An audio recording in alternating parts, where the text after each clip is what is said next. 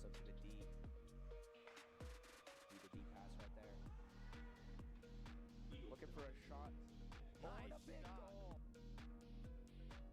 To the air again. Jump ball. Easy catch. For number 14, Luke Garvin. Expand their lead. Kubat fumbles the snap.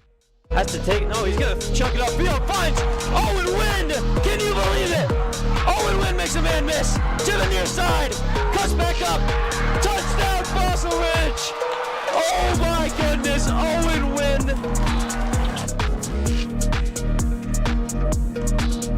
Nice hit. And that is a walk-off home run for Burrell Myers.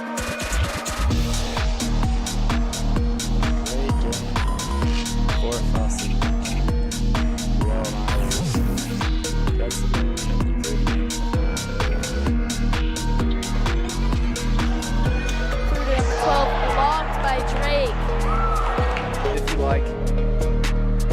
There it is. There it is. Marcus! Oh, the outside! Down the sideline! He's going to score! He's going to get in the end zone! That's serious!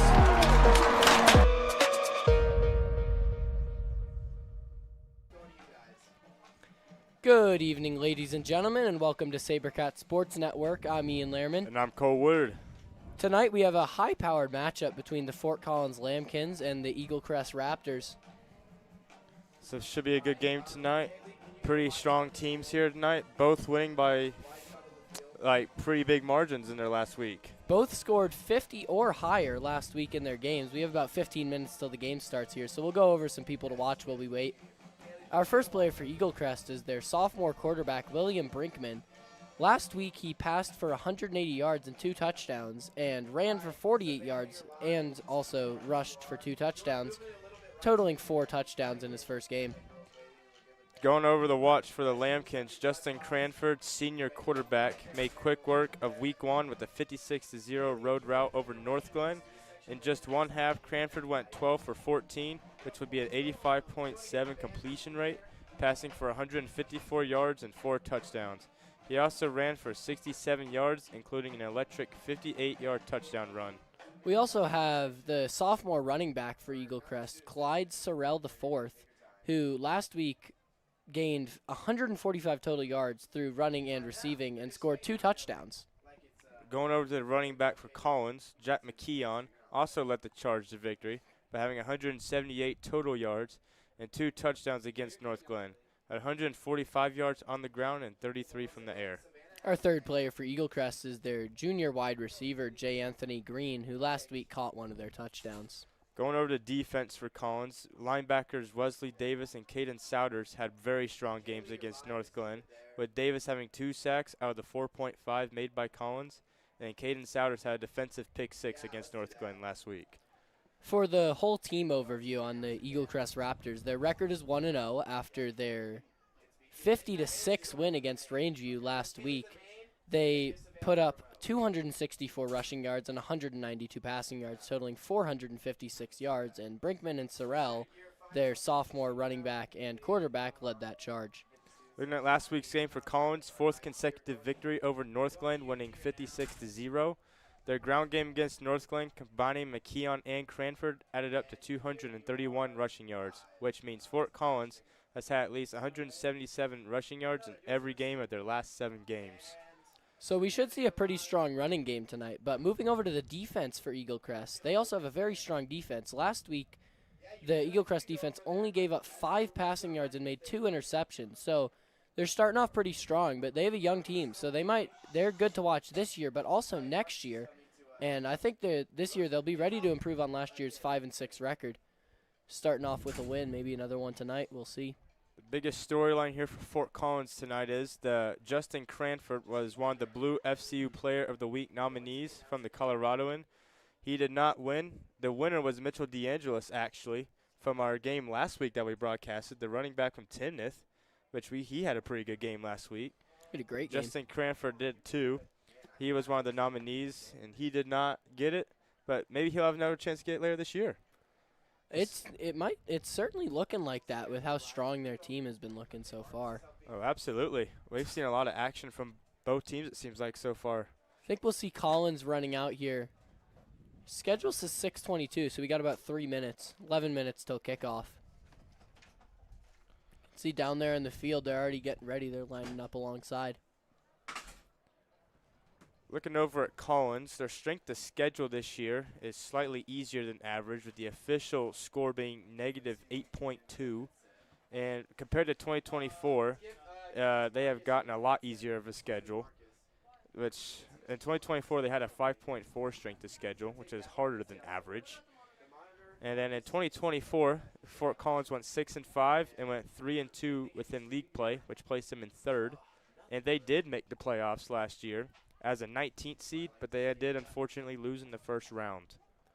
So we've seen both teams have a big improvement here since last season. Eaglecrest did not make the playoffs last year, and we got Collins running out, or Eaglecrest running out right now. Here we go. DeGear, I'm gonna rely on you for this while we fix all the other cameras. Come our Eaglecrest Raptors coming out here from Centennial, Colorado. Let's see what they can produce tonight here. Pretty excited for this matchup myself. Oh, of course, me too. We got a countdown up there on the scoreboard for the Lambkins to run out. Looks like we got 50 seconds here. We saw a pretty hype run out last week from Timnath for their home game, and looks like we're going to see the same for Collins here in a second. I'm excited to see what they have here tonight. I'm excited to watch this game, another night of Friday Night Lights here in Colorado. Let's have some good action tonight. Let's play some football. You can hear that music in the background there. It's pretty hype. And looks like Fort Collins will also be having Enter Sandman as their exit song or intro song, just like Timnath. Everybody knows this song from Virginia Tech here in college football, if you watch any of those schools. Got 5 seconds here.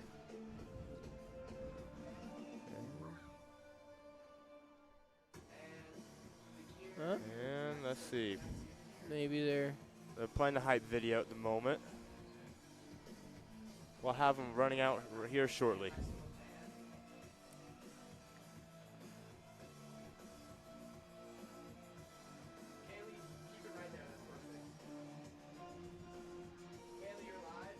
Excited to see our exit right here. kind of lied to us with that countdown. I was a little excited. Yeah, I know, right? That's too bad.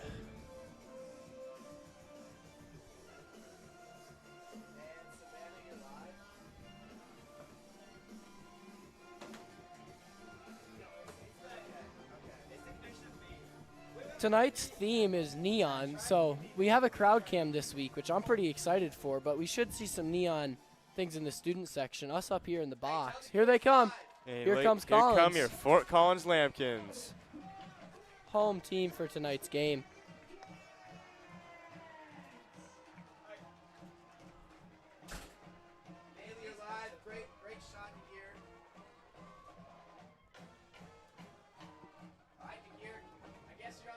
Lined up here.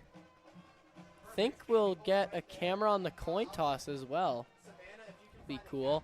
Up here in the booth, we do have glow sticks that we'll be lighting up those glow sticks when the sun sets here. So with our crowd cam, we'll maybe get to see. We were talking a lot about those stuffed crowd sections last week, but we didn't get to see them. So this week you should be able to see them. Hopefully they'll fill up here a little bit more. It's not super full at the moment, but it's getting more full. See lots of neon people coming in over there. Oh, we're getting ready for the coin toss. Starting to flow in here.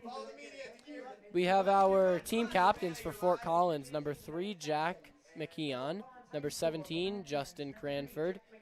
Number 32, Caden Saunders. And number 73, Mason Bandauer. We do not have our Eaglecrest captains. We don't know who they are, but I'm assuming it's probably William Brinkman, Clyde Sorrell, and maybe J. Anthony Green, some of their score leaders. Tonight's officials, for referee, we have Mark Rodemacher, umpire Paul Holland, linesman Ryan Rourke, line judge Mason Smith, and back judge Allison Carter. And let's watch the coin toss here. Hey, is everyone's mics sounding good now? All right, that's good. looks like maybe Collins won the toss. They defer, I think. Collins won the toss and deferred. Collins deferred to Eaglecrest, who chose to Defend the north end zone. defend the north end zone. So we're going to see Collins starting off here. Tonight, our officials are referee Mike Redebacher, umpire Paul Holland, Savannah, follow the Collins. line judge Mason Smith, and back judge Allison Carter. Thank you, officials, for joining us tonight. Got about 5 minutes till kickoff here. We're going to take a moment of silence for the national anthem.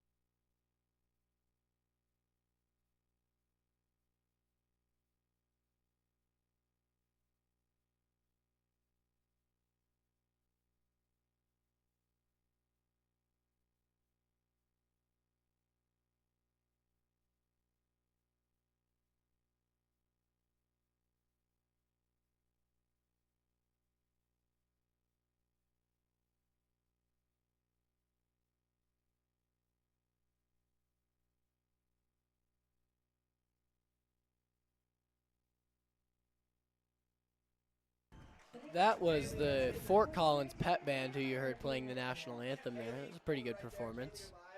And let's go play some football. Got about 3 minutes, 30 seconds till game time. We can see some fans starting to come in here. Oh, yeah. We're a little bit ahead of schedule, so we still got over 3 minutes till kickoff. Lots of neon I'm seeing. Oh, That'll yeah. be fun when the Be when fun it to starts see to it get darker. night. Yeah, we're going to have some fun up here in the box, too. I personally got some sunglasses on right now. Not that it's necessary, but just for fun. We'll have the glow sticks on later, like Ian said. And the teams are already headed out on the field. We might be able to start a little early We here. might That's what it's start looking early. like. There's our crowd cam that you're seeing now. You can see all that neon. That is our new crowd camera down there by actually our teacher. If you see him down there, give him a wave. We might get kickoff a little early here. Looks like they're already taking the field. That'd be nice. We're slowly getting on the field.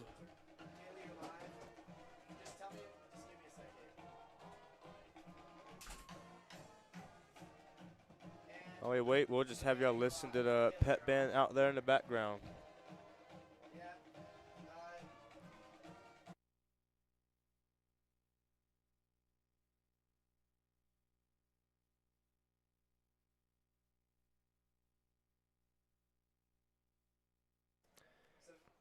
They're running out onto the field now. Looks like they're getting ready for kickoff. We'll have Eaglecrest receiving the kickoff here. As soon as he does the kickoff, I'm going to switch off to Kaylee, so no need to follow him. So you can go a little bit down, Savannah, right there. And tonight's kicker for Fort Collins will be number 8, Fernando Lopez. Is a senior this year.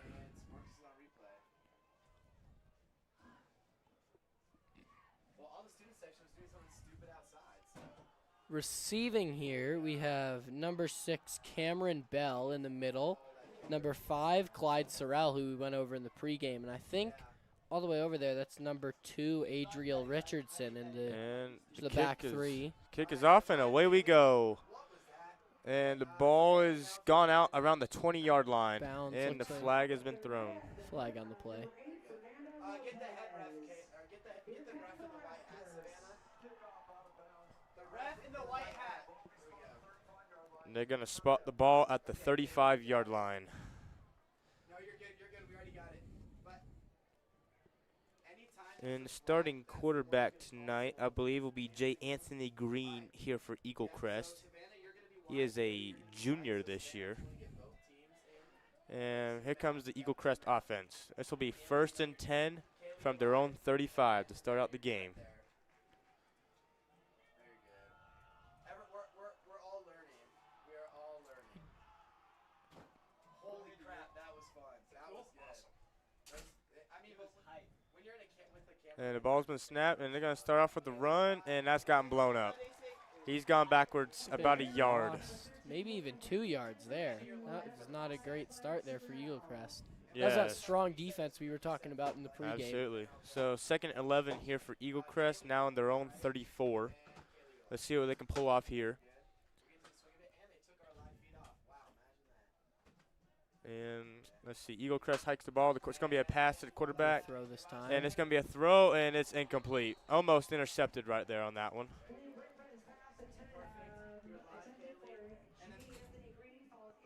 We're going to need this would not be a great way to start if they don't convert this to a 1st down here. Yeah, they're having a rough start to their game so far. Now 3rd and 11 already here for Eaglecrest. Like we saw last week, you don't want to let that momentum get rolling, because that's kind of how Timnath ended up winning that game against Pooter last week. They just got all that momentum in the first half, scored all those points, and then Pooter gave a good effort to come back, but they weren't quite able to pull it off. So you don't want to give anyone too much momentum in these games. Absolutely. It looks like we're going to have a pretty long huddle here for Eaglecrest. They're still discussing the play. Oh, they have reset the clock back to 12 minutes. I think we have a game clock issue. That might We be have why a they're game stopped clock here. issue, yes. Here We are go. supposed to be at 11:35. We've only had only 25 seconds in this game, but we have already had to pause the game. Clock is not yet reset, so I don't think we're going to resume play here. And then the Scoreboard is just turned off. we are It's having some back. scoreboard issues here. Oh, now it's No, 13:50. That's not what we need. That's not what we need. They're only 12-minute quarters. Got to go down. There we go. There we go. 11:35. Still Boom. says 1st and 10, though. We will need that 3rd It and is 11. 3rd and 11, just to clarify, in case you are seeing that. We'll see if they can fix that. And it looks like we are going again. All right, 3rd and 11 here for Eaglecrest on their own 34. Let's see what they do.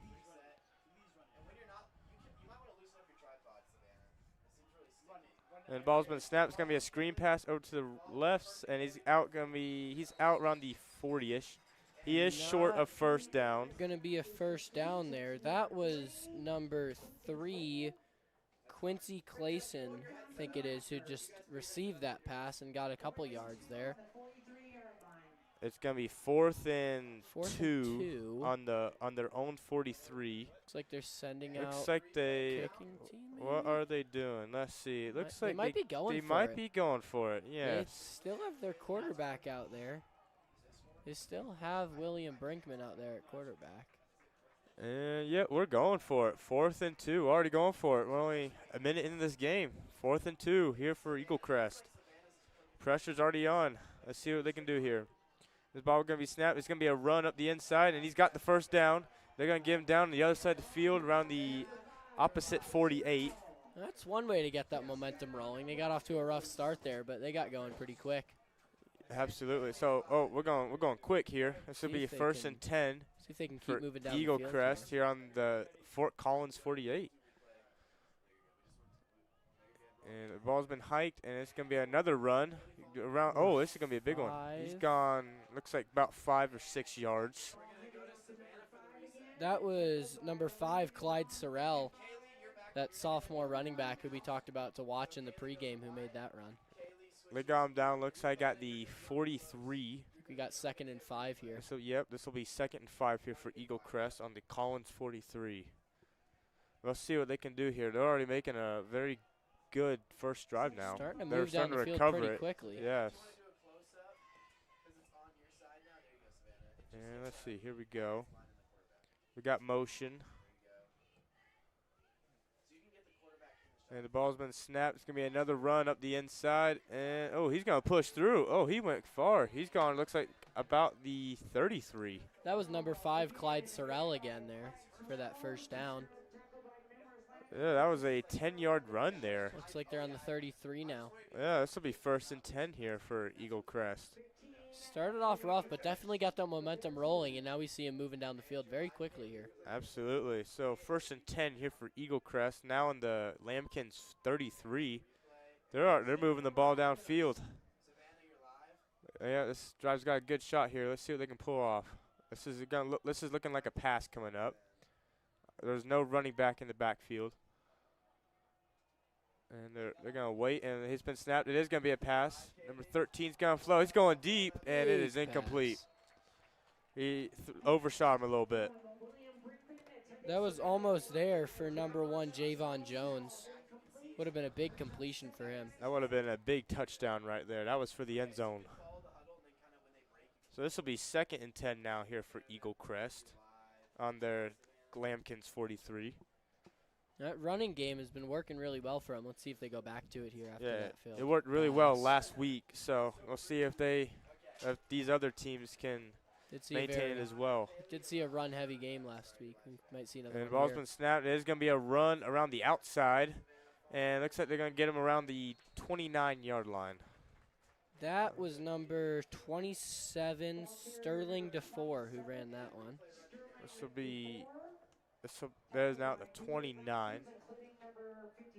This will be 2nd and 6 here for Eaglecrest. 3rd and 6. My fault. Because that first down overthrow. Yep. So 3rd and 6 here for Eaglecrest here on the Lambkins 29. And they do have a running back in the backfield. This could be a pretty strong run play again. Let's see, and it's going to be a pass. Oh.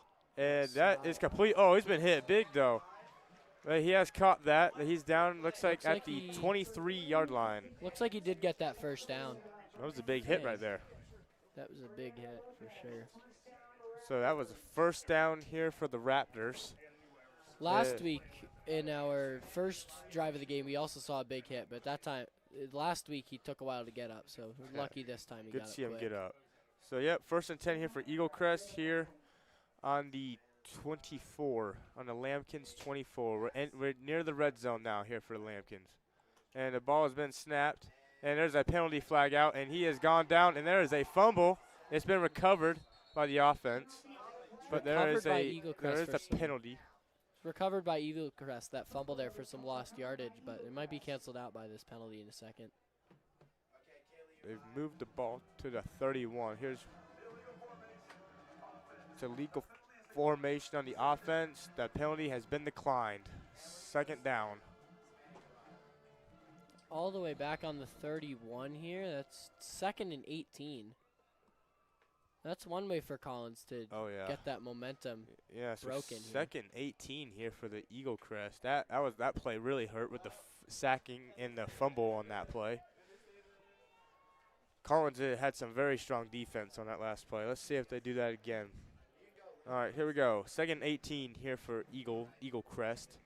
Let's see where they go. The ball's been snapped. It is going to be a run right up the inside, and he's going. Big run there. And he's going, looks like, to the 20. They're going down, looks like the 23, it looks like. That'll be 3rd and 9 if it is on the 23. 3rd and 10 if it's on the 24. Looks like it's right in the middle. We'll call it the 23. So, yeah, this will be, we got 3rd and 10 here from the 24. Yes, we have 3rd and 10 here for Eaglecrest. They've made back up from the last play. Let's see if they can keep it going here. Might need a pass here for those 10 yards. They've had some pretty successful passing plays so far. Ball's been snapped. It is going to be a pass. Just that pass. And he's going to quarterback's going to run, and he slid down. Looks like at the 20. Did not get that first down. I don't think they're going to go for it here again. It's going to be. Here comes their kicking. Here team. comes the kicking Does not unit. look like they're going for it here. It'll be a field goal. This if will they be make it. about a 35-yard field goal attempt. No, this will be a 37-yard field goal attempt here for Eaglecrest. And 4th and kicker, 7, so that makes sense. so they we got didn't go number for it. 37 as our kicker here. The 27. Ball's been sent. Oh, it's been fumbled. Fumble. And they have blown him up. That was not good for Eaglecrest. That was not a very good attempt there by Eaglecrest for that. That might have been a fake or maybe just a bottled snap right there. That did not go well for Eaglecrest at all. Blown up by the Collins defense. So that is turnover on downs. Collins will be starting there on the third 35 or that so. that would be the 29. 29. The Collins will start on their own 29. And we have 5:54 left in the first quarter. Already a pretty eventful game so far. We're seeing that strong defense we were talking about in the pregame getting right to work here. Absolutely. I'm excited to see how this game goes. This is pretty good so far. Now, remember last week, Eaglecrest only gave up 5 passing yards and had 2 interceptions. So we'll see if they can keep up that very strong defense this week against a stronger team. Absolutely.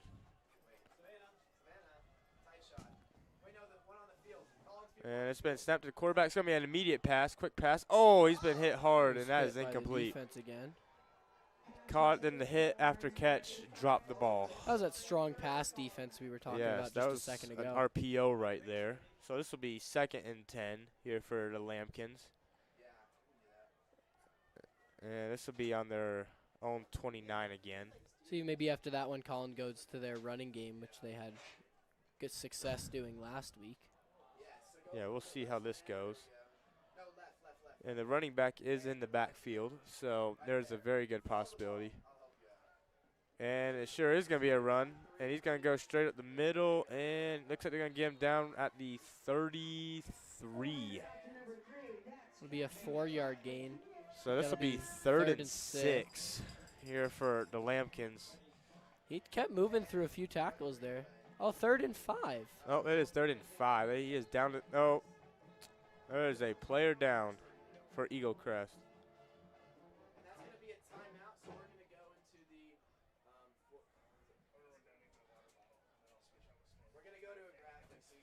And here is Fort Collins' upcoming games here for the next weeks.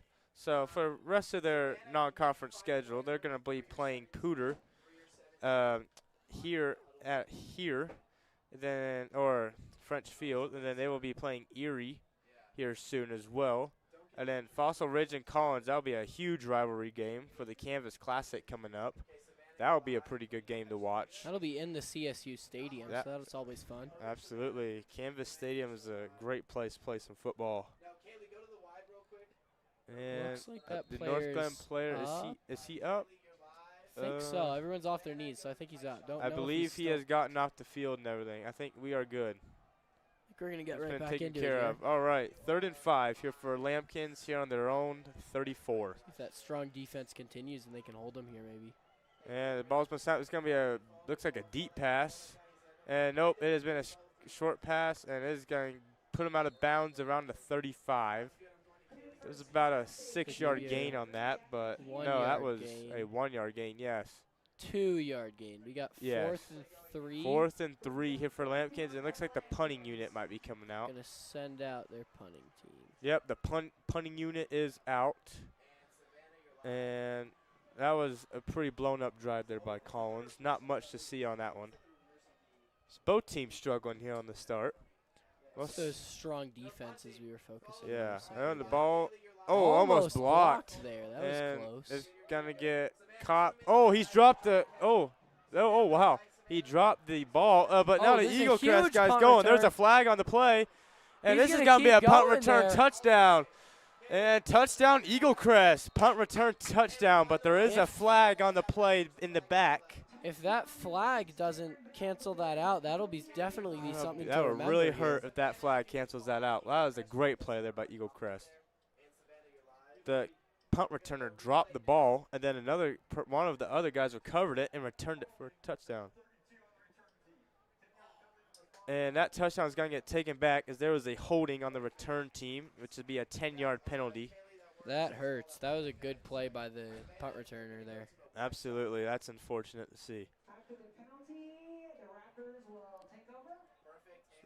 So the Raptors will take over, and they're going to place the ball on the 20-yard line. Raptors, score is nullified. We're looking at the white team, Kaylee. Let's see if Eaglecrest can get another big drive Eaglecrest here. is not on the field, and they're way out there on the field. I'm not really sure what's going on here. They have not. Oh, here they come. Here comes Eaglecrest now. Taking the field now. So this will be 1st and 10 for Eaglecrest here on their own 20 after the punt return touchdown has been taken back due to a holding penalty.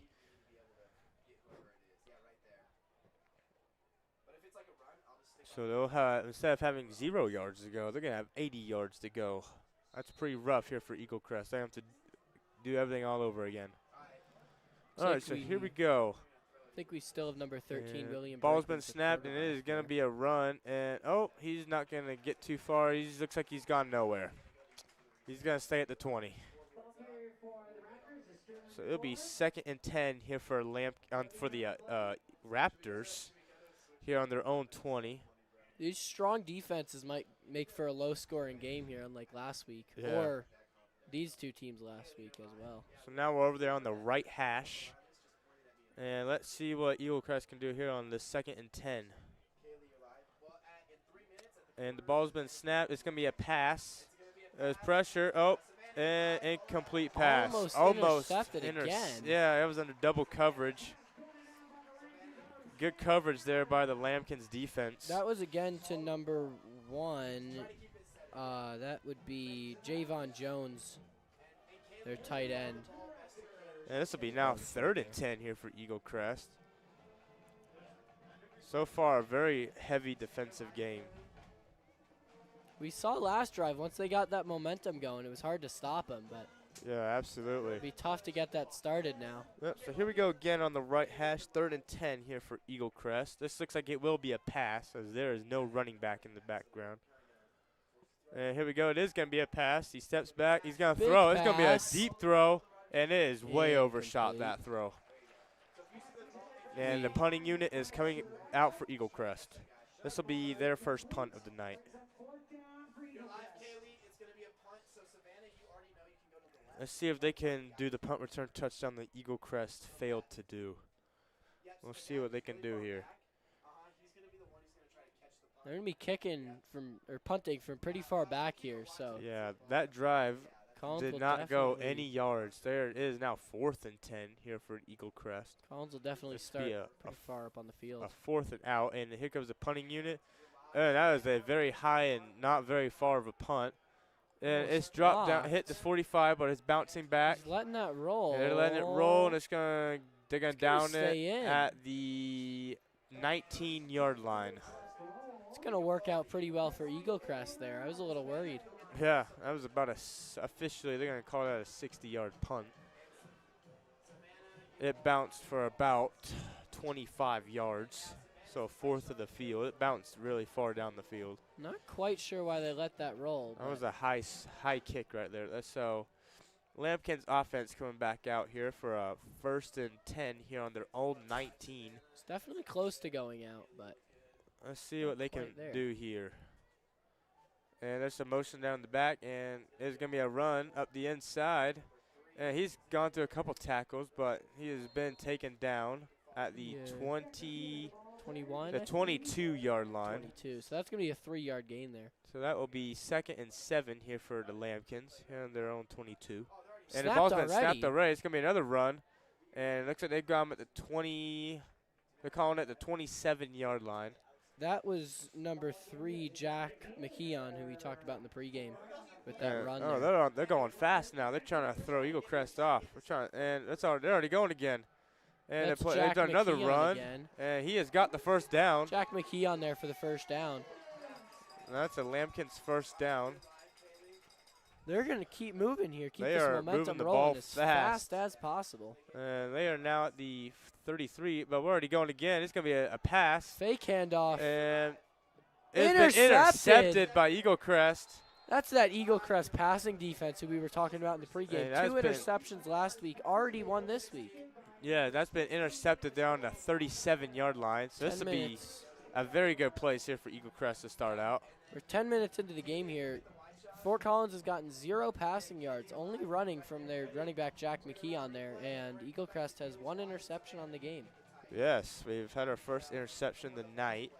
So here comes the Eaglecrest offense on their Lambkin's 37. This will be not too far to go here for the Raptors. They only need about 37 yards for 6 points. So we'll see what they can do here. They'll be on the left hash. And there's still people coming out. Quarterback's last one out. And here we go. Everybody's on the line. This looks like it might be a run. There's a little bit of motion from the tight end, it looks like. And they're going to move, and he's going to go around the inside, and they're going to get him at the 35. That was a 2-yard gain. 2-yard gain for there the by Raptors. number 27, Sterling DeFore. So this will be 2nd and 8 here for the Raptors. Here on the Lambkin's 35 now. See if they can keep this drive moving downfield, starting with that big advantage and already in Fort Collins territory. Absolutely. There's only 2 minutes left in this half, so we'll see if they can pull in a score before the end of the quarter. And the ball's been snapped. It's going to be a pass. Oh, they're going deep. Big pass. And he's overshot him. They had 4 wide receivers, looks like, out for the end zone, and he missed one of them. That was right over number 3, Quincy Clayton there. This will be 3rd and 8 now here for Eaglecrest. Already a rough start to their brand new drive. They've only gone 2 yards since that interception. Let's see if they can go forward here. This is a quick moving game. They're taking very little time in the huddles and they're getting right and moving here. Absolutely. They need 8 yards here on this one. Let's see what they do. And they're up here on the line. And they're going to snap the ball. It's going to be a quarterback run. Oh, he's got the first down. He's going far. That might be a touchdown there. And they're going to get him at the 7, it looks like. At the 7 there. That was the sophomore quarterback, William Brinkman, who we saw with that big run there. That was a huge run right there.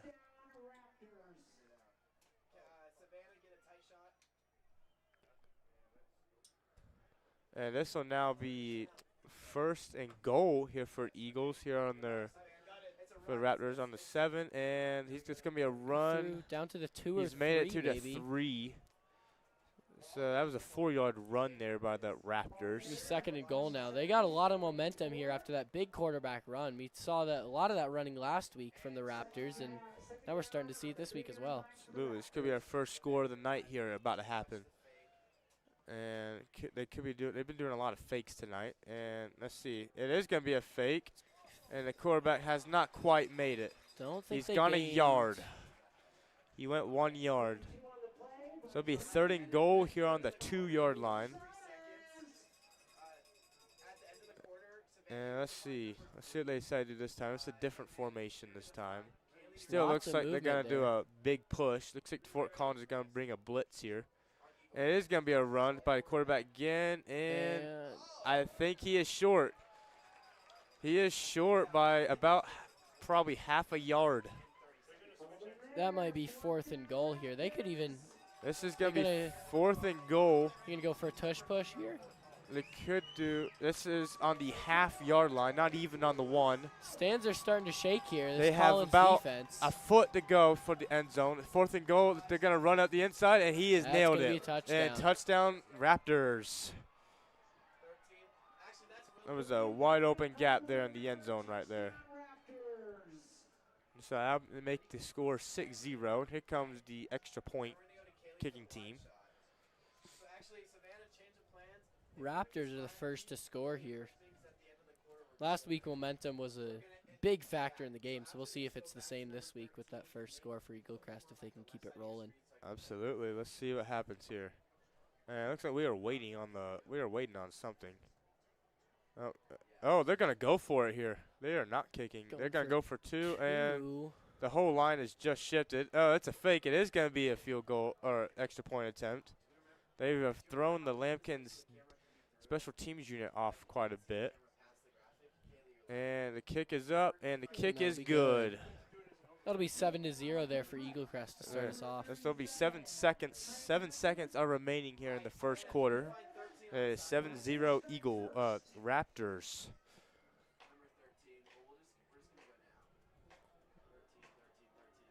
That pep band getting started up Pep again. band's having their fun again.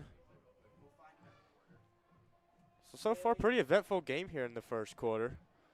Been a very quick moving game. They've both been taking as little time as possible to plan plays, and they've both just been going. Absolutely.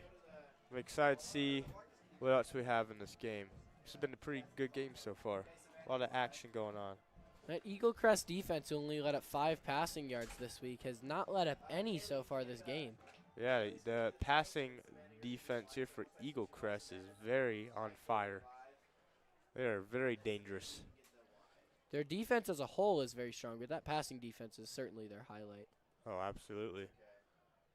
So Eaglecrest will get ready to kick the ball away here to Collins. This probably will be the last or second to last play here of the quarter before we go to the second quarter here.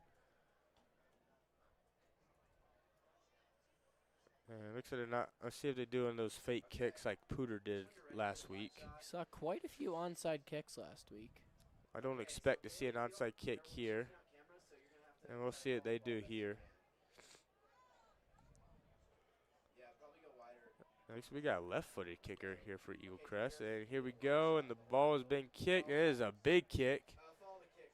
And it's been caught at the 3-yard line. He's running up. Oh, he's gone through. He's gone up the middle and got through. Lots of defenders, breaks a couple and they've got him down at the 40.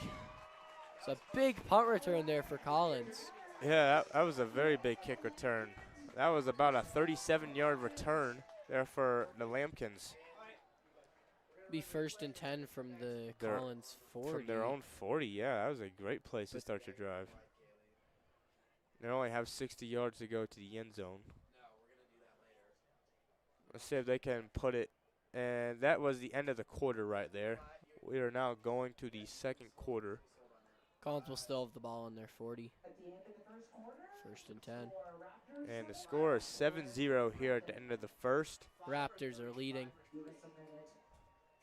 It's been an eventful game so far. I'm excited to see what else we have here. See if they keep it quickly moving here or slow it down and try to be more controlled maybe. They might try and slow it down here for second quarter. Second and third quarters maybe. I think we could see a Fort Collins potential scoring drive going here. Definitely have potential for it if they can figure out how to get past that Eaglecrest defense. That strong passing defense is what's preventing them right now because they've had a few good runs, but every time they try to pass, it gets blown up. Absolutely. This Eaglecrest definitely has the momentum right now, but as we saw in the Pooter and Timoth game, momentum can shift very quickly and very easily. So we will see how that goes. If Fort Collins can try and add some momentum for their night.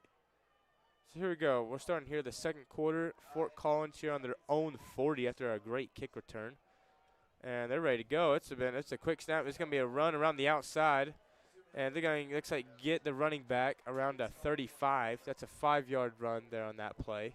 That was number 26 running that ball. I don't have him on our roster for the night.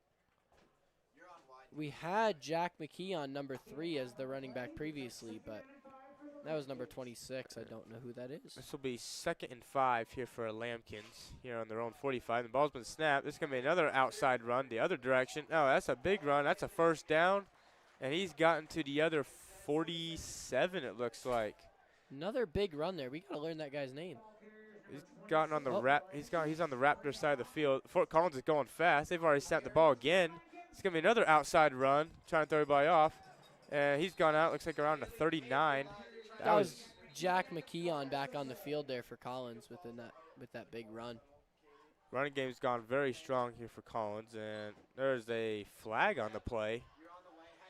I didn't see a penalty, but See what the refs think. And it's illegal formation on the offense, and that'll be a 5-yard penalty.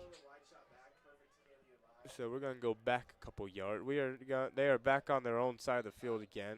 So this will be, let's see, this will be, looks like first.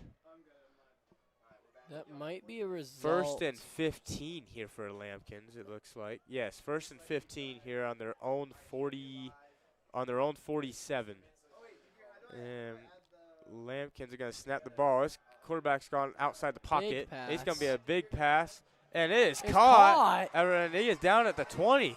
And that is how you switch the momentum right there, ladies and gentlemen. Absolutely. Let's see if they can keep that rolling. That was a great play there by Collins. And Collins is having to hurry up right now.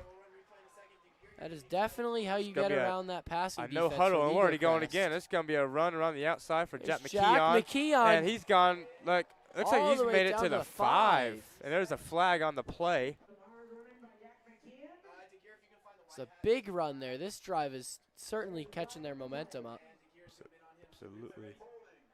And it's holding on the offense. They're going to be, that play's going to be canceled out there. It's still going to be first down here. It'll just go backwards 5 yards again. It'll go back 10 yards. It'll be first and 20 now. Yeah, they'll be at the 30. They were at the 20. That was a 10-yard holding penalty. So yes, first and 19 actually, according to our scoreboard here for Lambkins. Now on the looks like the 30.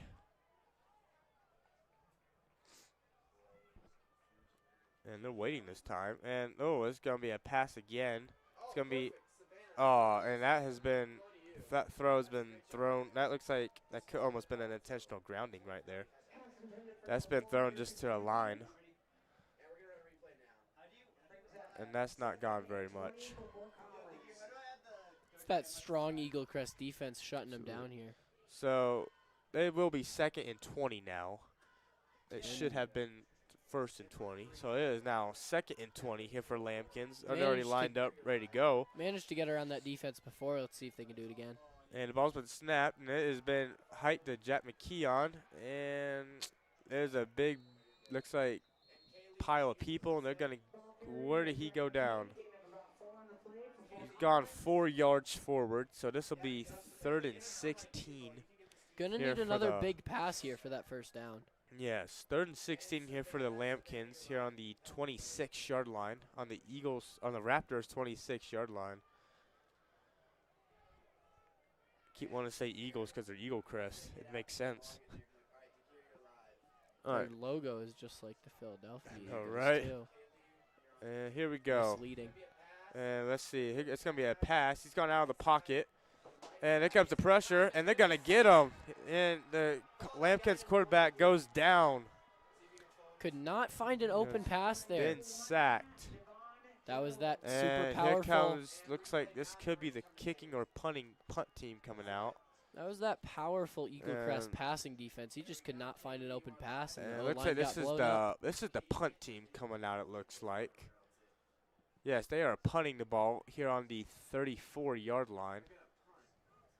You could expect to see a fake, but 4th and 24 is a long way to do a fake. So we'll see what they do here. And the kick, and it has been kicked. And the ball's going to go out, looks like, around the, they're going to say the 11. 11. They're going to call it the 11. So the Raptors will have the ball on their own 11-yard line with that Lambkins punt right there. Oh, Savannah, that was a perfect shot. Holy crap. Let's see if they we'll see what they do here. We could see quite a bit here from Eaglecrest. I'm interested to see what we're going to get. Eaglecrest did a great job of stopping all that Collins momentum on that last drive. So let's see if they can get some momentum of their own going and get another score here. So 1st and 10 after the ball has been punted to Eaglecrest here on their own 11. They're going to have a long way to go to the end zone or even for a field goal. So let's see what Eaglecrest is going to do here. They've been moving the ball a little bit slower and been more successful. There's some motion by the tight end again. And the ball's been snapped, and it's going to be by the running back. He's going to go up, and he's going to get to about the – oh, the ball's been fumbled. It's a fumble. Is that recovered by Collins? And that is recovered, That's recovered by Collins. He could have been down, but they ruled it a fumble. Let's look at the replay of that. And that ball has been fumbled, and yeah, it was recovered by Collins. That is big for Collins. That'll stop that Eaglecrest momentum right in its tracks there and get some momentum for themselves. All the way down on the, looks like the 18-yard line. Collins will probably start having the momentum now. They're on the Eaglecrest 18. See if they can push this here for a first down, maybe a touchdown. Lambkins only have about 18 yards to go. They are starting their drive in the red zone, and it's already been snapped. It's going to be a run up the inside. Jack McKeon's pushed through that O-line. Down to the 4-yard line. And he is at the 5. The 5. That's already a first down on the first play. Be first and goal here. First and goal here for the Lambkins. I would just keep that Jack McKeon, that running game going here for Collins. Absolutely. Looks like that's what they're going to do as well. Have him in the Multiple snap. Yeah, it's going to be Jack McKeon again, and this time they have stopped them pretty well. 1 or 2 yard gain, it looks gained like. 2 yards on that. It's like on the 3-yard line. It'll be now. second and goal here on the 3-yard line. Just a reminder, fans, you are the home field advantage. Let's hear ya. Let's see what the Lambkins can do on this next play. Second and goal, and they're gonna. Looks like it's a quarterback sneak up the inside, and It'll be a touchdown. that looks like that Collins. might be a touchdown. And it is a touchdown, Lambkins. There's our crowd cam there. You can see all that neon in the student section. Let's look at a replay of that, and yes, that was a quarterback sneak right up the inside. And that was a pretty good quarterback sneak, and we got the lining up for the extra kicking point team right away out here for the extra point.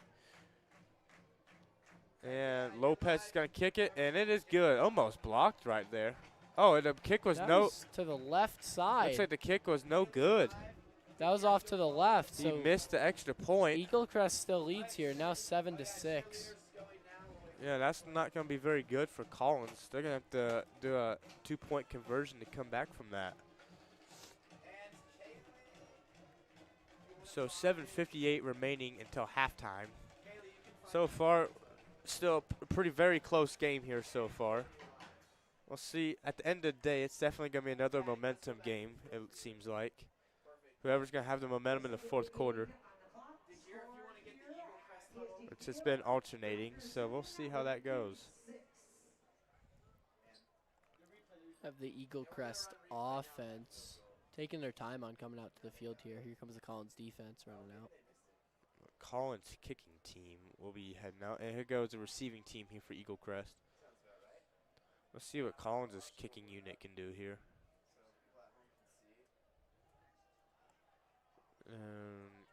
Looks like they lined up on the wrong yard line out there. There we go. That's better. Well, you'll get the receiving team. Have for returning here. Here goes the kicker lining up. And let's see. Here we go. And here goes the kicker.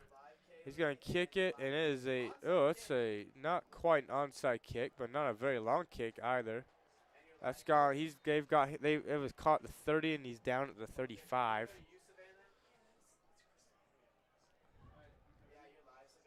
So we'll see what they can do here on 1st and 10 here for Eaglecrest here on their own 35. I'm excited to see what we got here. I'm not quite sure what if that was supposed to be an onside kick or what. See if Eaglecrest can answer that Collins touchdown here. That wasn't really an onside kick, but it wasn't a very long kick either. That was an interesting kick, to say the least. And here is the Eaglecrest. Here we go. It's going to be a screen pass to the right. And they're going to get him down. There's a face mask, it looks like, on that play. Pushed him back pretty far. There is a flag. That play that was a face mask. He's gone backwards, but there was a no, he's gone. Yes, he went backwards on the play, but there was a face mask.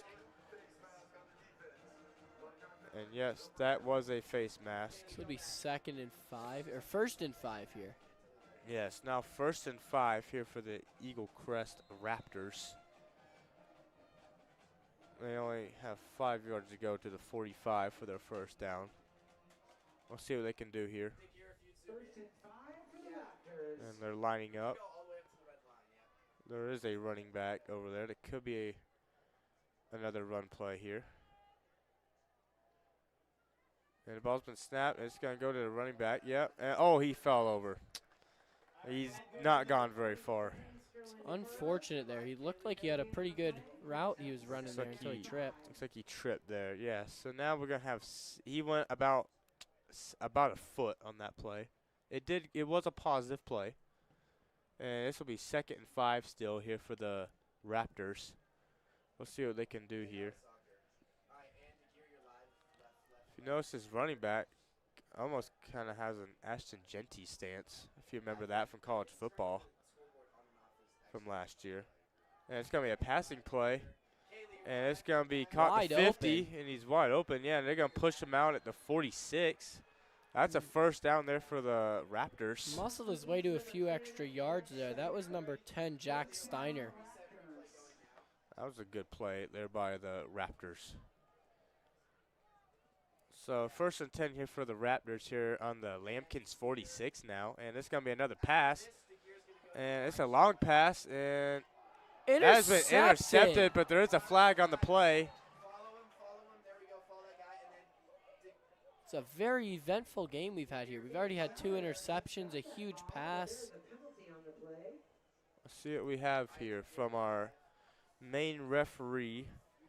That was Collins answering the Eaglecrest interception to a touchdown earlier.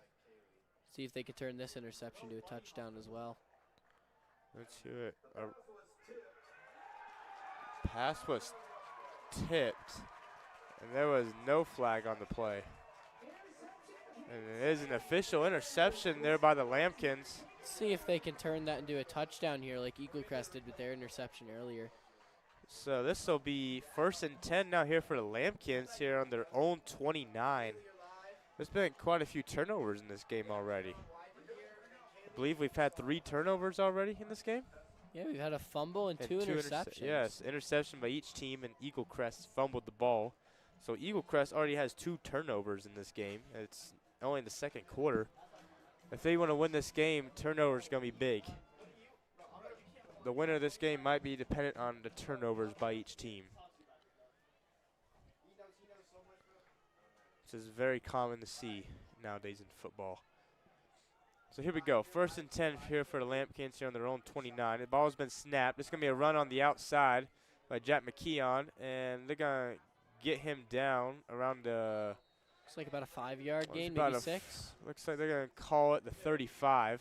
Be a 5-yard gain there. Oh, 6 That would have been a 6-yard gain. So this will be 2nd and 4 here for the Lambkins here on the right hash on their own 35. Jack McKeon having a great running game. Absolutely. And let's see, fast moving by Collins again. It's going to be an inside run from McKeon. Looks like he might have first down. I believe he got the first down, or he's very close. Let's see. Yes, it is a first down. A first down there. He barely got that first down. They're using that momentum from the interception to keep moving down the field. Absolutely. So, and they're doing a huddle now. That's actually been unusual here to see by the Lambkins.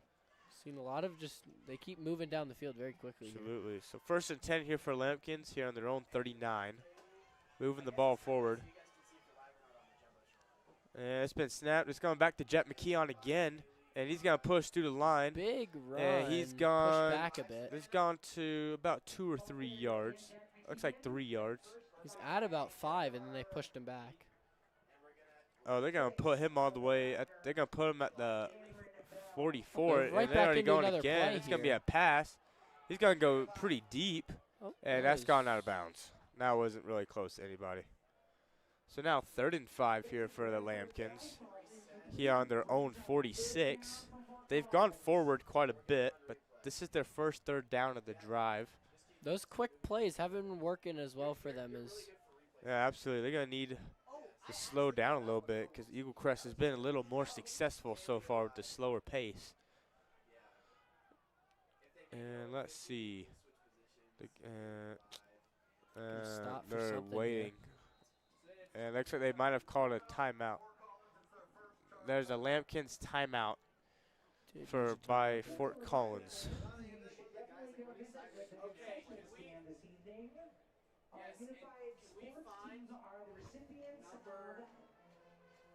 The funds from tonight's sales. We find number 13 on Eaglecrest here. 13 on And we're going to find one of our spotlight players at night here for Eaglecrest.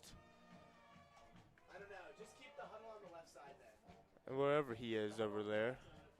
Can't seem to find him, but he is out there. William Brinkman, that's number 13, I believe. He's their sophomore quarterback who last week ran for 2 touchdowns, passed for 2 touchdowns, had 180 passing yards, had 48 running yards, and a 57.1% completion rate.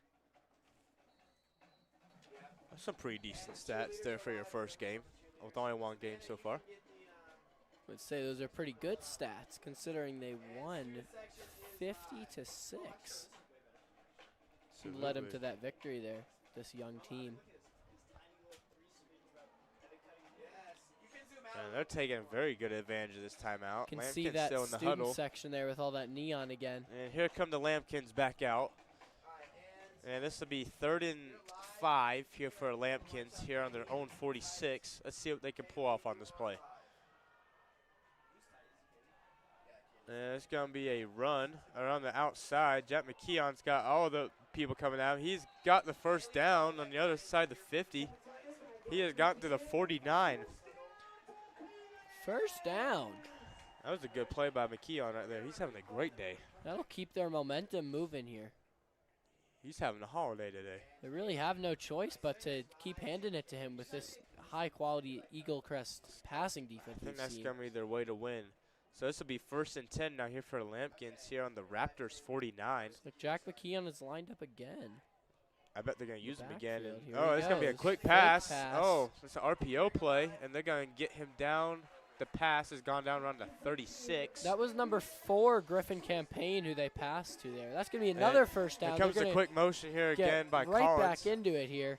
Yeah, they have been running. That's going to be another play by Jack McKeon. And he's gone about. There's a penalty flag out in the distance. On the play there. That looked like maybe 12 men on the field for Eaglecrest. There was I think number 47 was trying to get off the field. He was still getting off the field. That is a pro of the Collins quick movement here. It was an illegal substitution on defense. And that's a 5-yard penalty. So Lambkins will go up 5 yards. So it'll be now 1st and 5 here for Lambkins. Now on the 31. It's good for their momentum. They're going to keep it rolling downfield here, it looks like. They have gone very far forward on this drive. They're not too far from the red zone now. We'll see what they can do here. Let's see if we see more fast-paced again. And Jack McKeon and Justin Cranford, they're right beside each other again. And there's another penalty flag. It's a false start on the Lambkins. So we're going to go right back to where we started. Just about a minute or 2 ago. Back to 1st or 10. It's back to 1st and 10 after the false start. We'll see what they can do here. Now on the 36.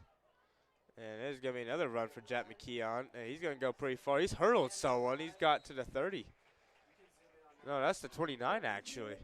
That'll be 2nd and 3 there. It looks like McKeon might have just hurdled somebody on that play. It was hard to tell, but let's look at the replay here. Oh, he sure did hurdle the defender right there. That was a good play by McKeon. Athletic play there. So this will be 2nd and 4 here for Lambkins. Here on to 30 now.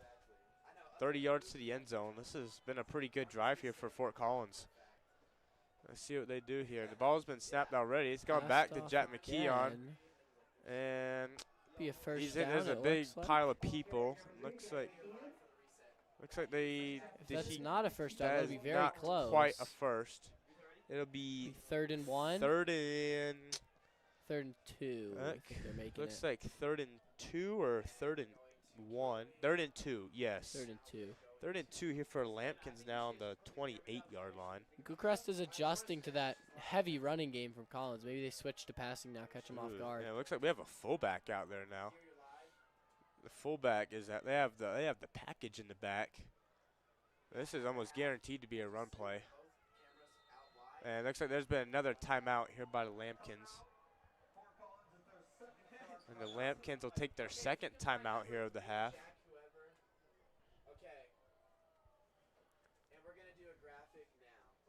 And we're going to talk about Justin Cranford again.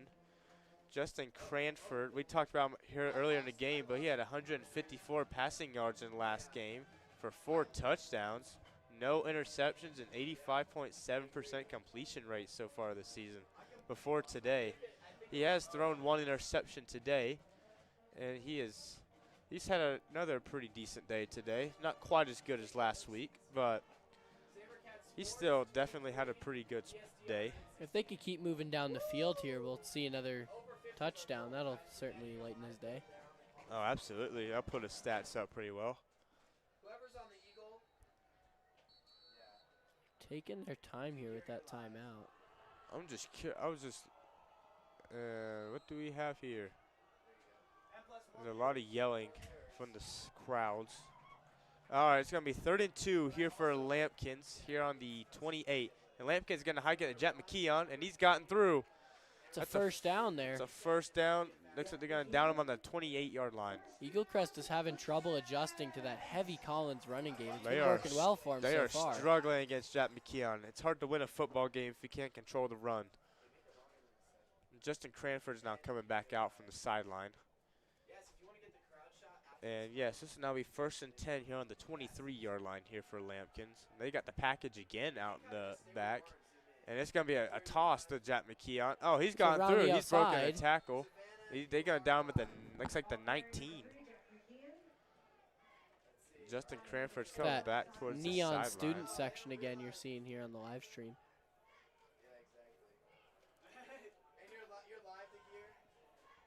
Looks like we're having a conversation on the sideline. And Cranford is headed back. And this will be 2nd and 6 here for Lampkins here in the red zone now on the 19. This is another great scoring opportunity here for halftime here for Lampkins. And they're going to snap the ball back to Jack McKeon again. And they're going to down him. They're going to call it the 14. That's going to be. That looks like it is going to be short. 3rd and inches, it looks like. This looks like 3rd and inches coming up, yes. That does not. They're going to call it 3rd and 1, but that looks less than a yard. They're having trouble controlling Jack McKeon here. If they can hand it off to him again and get that first down, that'll be big. Absolutely. So this should be 3rd and inches here. They keep sending Justin Cranford on and off the field. Yeah, let's see what they do here. So, yep, 3rd and inches here for Lampkins here on the 14. And they're going to put McKeon out there again. He's pushed right through the line, and he's going far. And he's made it to the end zone. Jack McKeon. Touchdown, Lampkins. And Fort Collins has taken the lead of this game. They have got this game back under control again. Cannot seem to stop Jack McKeon. Jack McKeon is unstoppable at the Powerful running game from Collins tonight.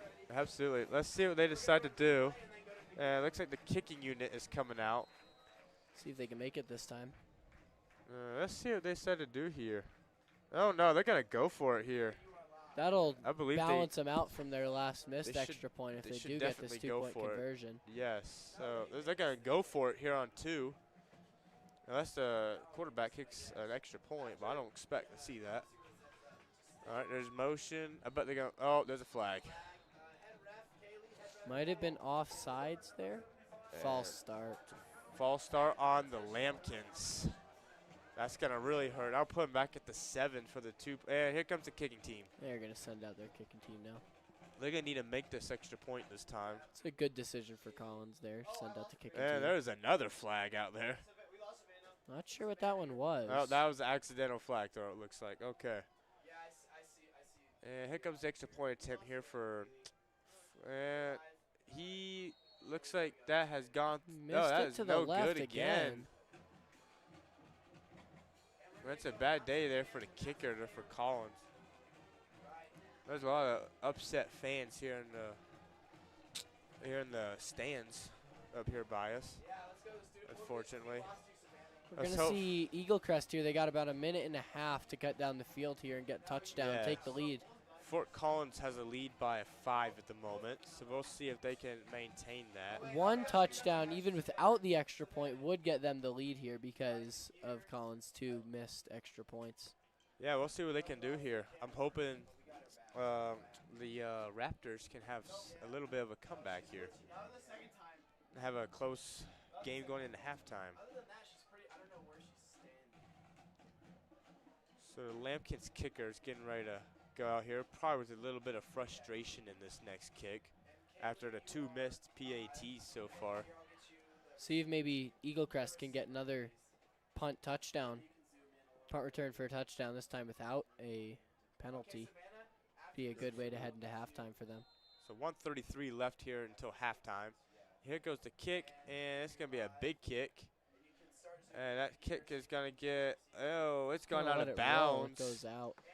At the 7, it looks like. And that's going to put the ball about at the 35, I believe. Yep, they will start their drive on a 35 since that's gone out of bounds.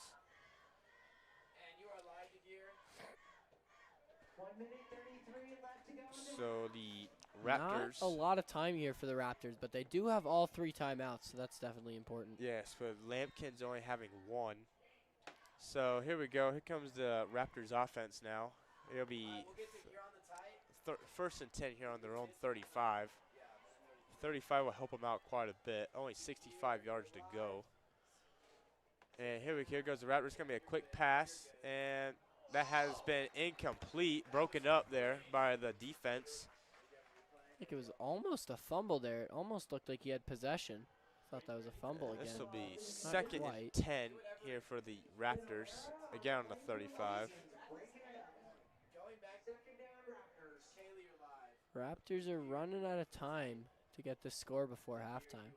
Let's see what the Raptors can do here.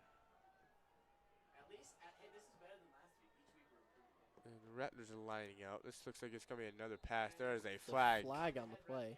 It's been a penalty-heavy game so far. False start on the offense by number 31 that you can see in the shot. That'll be 2nd and 15 for the Raptors now. Yes. That's going to hurt them a little bit. So this drive so far, they've only gone backwards 5 yards due to penalties. So we'll see if they can keep it up. And it's gonna be a quarterback sneak, but it's not going well at all. And the quarterback has gone backwards. Eaglecrest broke through the O-line very easily there. They might be able to get this ball back. He's gone backwards again. He went. Looks like he was going to try and run the ball there, but he did not go forward. Collins blew up that O-line. Yes, looks like Collins might even get a chance to get the ball back here if they can stop him on 3rd and 19 here. Absolutely. So this will be 3rd and 19, and it looks like Eaglecrest has taken their first timeout here of the game. What is the police going to do to all those fans? Yes, we are now on a timeout here by Eaglecrest. That was a Lampkins timeout. No, that was a Lampkins timeout. That was their final timeout of the half.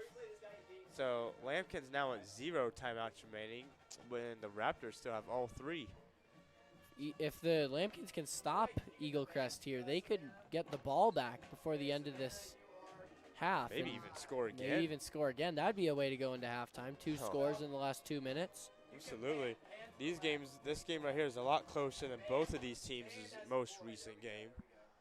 This one, but they're having to fight pretty hard in both these games. So we'll see if this can continue or if someone's going to pull ahead or not. We did predict this would be a high-powered matchup, so. It definitely is. It's definitely living up to our expectations. This is a pretty close game still. And here goes see if the Raptors see again. if the on the 27. It's going to be 3rd and 19 here for Raptors on. Gear said that we should use the glow sticks. he did. And now that was an incomplete pass there by the Raptors. So we're now on 4th and 19. And it looks like the punting team is coming out. So the Lambkins will get the ball back here before the end of the half. The minute 14 on the clock. But They did not burn much time during that. With stint. no timeouts, I don't know if they'll be able to work all the way back down No the field. timeouts. It is going to be pretty tricky. We'll see what they can do here. Big punt return here would certainly help. Absolutely. There's a lot of people protecting the punter there. Yeah, that was a great snap, and the ball has been punted. It's going to call for a fair catch. Oh, he's dropped the fair catch. It. And I believe I think that was the recovered Raptors by have recovered the ball. Eaglecrest. Eaglecrest has got that ball. Eaglecrest will continue their drive. After the fair catch was dropped That there was by the number Lambkins. 8, Sam Johnson, with the recovery there, breaking up that punt return. Good break. Lambkins. That was a That is big for Eaglecrest. Like we said before, these are momentum-based games, and that's certainly one way to start gaining momentum. absolutely. Where are they going to spot the ball? Where are they going? Don't know where they're going here. Are they giving? Are they going to redo that play? Oh, they're going to do the play again. It's now 4th and 23, so they've gone back 4 extra yards. I think there might have been a penalty on that play that they didn't tell us about. Yeah, I didn't see a penalty. I didn't see any flags, and I did not see. That's probably because it's a fair catch and he got hit, announcement. maybe. All right, here we go again. It's a low one, and let's see. It's not a Ball's super going to get punted far. again. That time it has been caught by the Lambkins. Got And 58 seconds to work down the field here. That's put them at the 47. Their own 47. Lambkins will have 53 yards to the end zone here. We'll see what they can produce here on this next drive. This is a great opportunity to pull a lead here on the Raptors. They can score again before halftime. That would send them into the second half with a pretty big lead. Absolutely. We'll see what they can do here. Right now it's still a one-score game. If they can score again, that would make a two-score game. And with this strong defense from both teams, I don't know if First they'd be and able to 10 pull here it for off. Lambkins, and there's another flag. This is a flag-heavy game here. That was Jack McKeon. They handed it back off to him. And it's a false start again on Collins. We've had a lot of false starts here tonight. With their fast game style, that's kind of to be expected, but not Yeah. ideal. Very not ideal, especially they only have 56 seconds left in this half. When you're trying to pull a big lead. It's not how you want to waste 2 seconds out of your 1 minute left drive. No, not at all. So now 1st and 15 here for Lambkins, now on their own 42. The ball's been snapped. It's gone to Jack McKeon again. And he's not gone too far. Be a yard or Looks like two. he might have gone 3 yards. Be second And and here comes the hurry up 12. here by Lambkins. It's going to be 2nd and 12 here. And the ball's been hiked again. It's going to be a Going for pass. And that's been completed. All And he's going to go out around the other 45. That was that number was- 2, Jaden Smith, who got out of bounds there. We got Don't think- 34 seconds. Don't think he did not get the first down. It's be 3rd and 4 here for Lambkins here now on the Raptors 46. So they've made forward progress, but they still need a first down. Correction, it is 3rd and 3. They are running out of time. 34 seconds on the clock. Only 34 And seconds. ball's been here. snapped. And here comes the pressure. He's gone out of the pocket and escaped the pressure. And that ball is incomplete. It was a pass blew to up. double coverage right there. Eaglecrest blew up that O-line there, and then also blew up the pass. Yeah, that Just was have a diving good. block there from the Eaglecrest defense. great coverage there by Eaglecrest. That's that pass defense we were seeing earlier in this game and last week from Eaglecrest. Absolutely. So 26 seconds left. It is now 4th and 3 here for the Lambkins. Looks like they're going They're for going it to go here. for it here on 4th and 3 with Which makes- 26 seconds left. Makes sense with 20 seconds on the clock. Let's see what they can do here. I bet they're going to put Jack McKeon straight up the middle. Let's see. And, oh. The whistle's been blown. Switching the play, maybe? And it's a Timeout by the Eaglecrest. Raptors. That's their first timeout of the half. This is an important place to hold it here, And so. now we're going to talk about here are their Canvas Classic. You can join us for the community on Thursday, September 26th for the 4th annual Canvas Classic. The evening kicks off with a crosstown rivalry between Fort Collins and Fossil Ridge, with kickoff set for 4:30 p.m. The action continues under the lights as Timnath takes on Wellington at 7:30 p.m. at CSU's Canvas Stadium. Watch it here on SaberCat Sports Network. Back to the game now. And timeouts here coming to end. Just a reminder, we are on 4th and 3 with 26 seconds left in this half. This is an important place for Eaglecrest to stop him here. If they can get the ball. They might can take it down the field in 26 seconds. With two timeouts here, they might have a chance. Looks like looks like they're gonna punt the ball. Looks like Lampkins are gonna punt it. And it is gonna be a punt. And the ball has been punted. It's gonna be a pretty decent punt. And it is gonna be a touchback. That's a touchback. Yep. So that should put the ball on the 20. Eaglecrest only is 17 17 seconds here, but they do have 2 timeouts, so I guess it's not impossible to get 2 big passes. Yeah, so 1st and 10 here for Eaglecrest on their own 20 with only 17 seconds remaining. So they're going to have a long way to go. We'll see what they can pull off here. It's going to be pretty tricky to pull off a pretty big drive in that short amount of time, but we will see.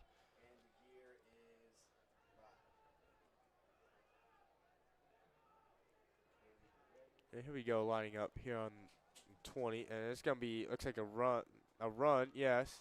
Big looks like run there's there. a quarterback's run right there, and he's gotten to the 30. There's Pretty big 10 seconds run there. remaining. Pretty big run there for the sophomore quarterback, William Brinkman. And the time is still going down. Looks like they did get a first down They're there. going to take it to halftime, it looks like. And we are now at halftime. At halftime, the score is the Fort Collins Lambkins 12 and the Eaglecrest Raptors 7. Thank you for joining us on SaberCats Network. We'll be right back after halftime.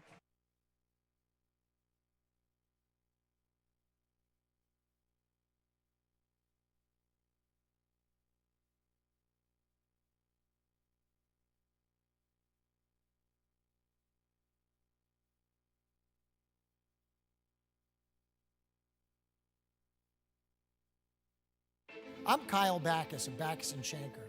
The insurance companies don't like us because we've won over $1 billion for our clients. As for the competition, there's a reason each year more people in Colorado are calling Backus & Shanker for help on their injury case.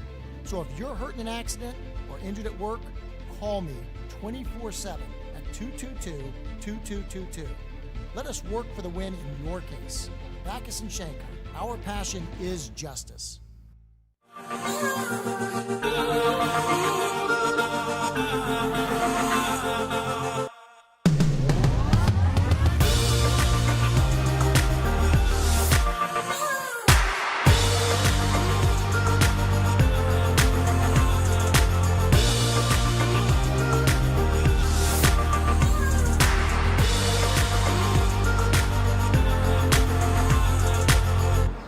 Here's your drink. Your car deserves a better routine, so keep it clean with unlimited wash packages at Breeze Through Car Wash. And don't just clean the outside, keep the inside of your car clean with free vacuums at Breeze Through. Just choose a location in northern Colorado or in southern Wyoming and feel great about your day. At Breeze Through Car Wash, easy, quick, and fun.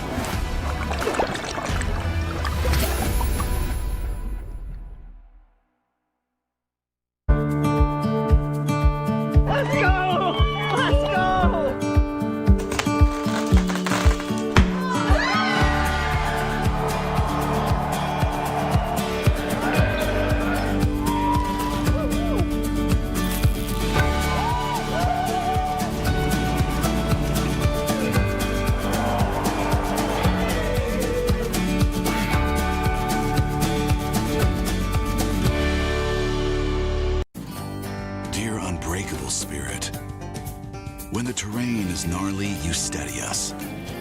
When obstacles are ahead, you lift us. When the turf is hostile, you inspire us. Own a legend. Toyota Trucks. Toyota has the best resale value of all brands according to Kelley Blue Book's KBB.com. Find yours at Toyota.com. Toyota. Let's go places.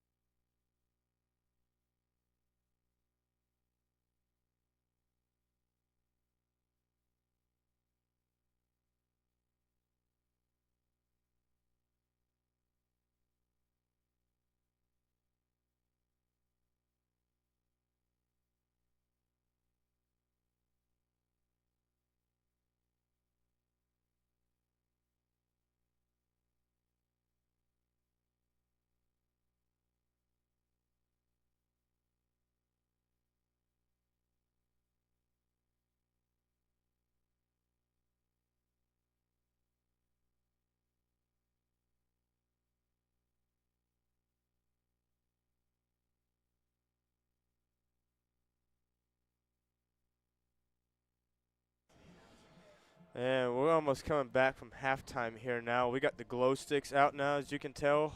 This is the only place I could put them. Ian's put them on his little neck. Got to participate in the game theme now that it's dark enough. Absolutely. Do have our light there. If we could turn that off, that'd be nice. Yeah, that would be nice. That's all right though. We got looks like about 2:30 until halftime's over. Not really much to see at the moment. We're just chilling here. What do you think of the game so far? It's definitely been a very entertaining game. There's been a lot of turnovers, fumbles, strong defensive game from both teams so far. Lots of flags. It's been a very fast-paced game, so that's interesting. It's been fun to watch. It has been a fun game to watch. Pretty defensive game, actually.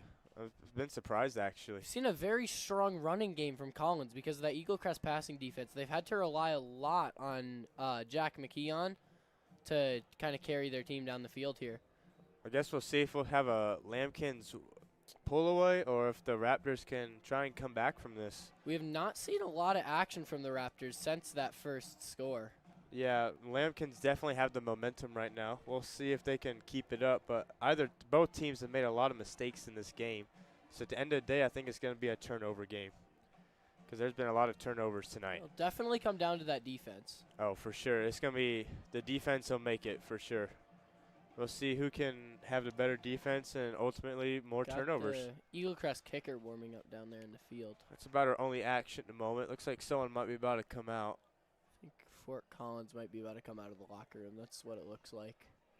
Got some people running out. Guess we'll find out. All right. And we're going to switch to the field now. And then, let's see. Not really much to see out there at the moment, as you can tell. Here comes Collins. Collins running out. Yep, right and now. Collins is running back out now. Here come Lampkins are running back out now.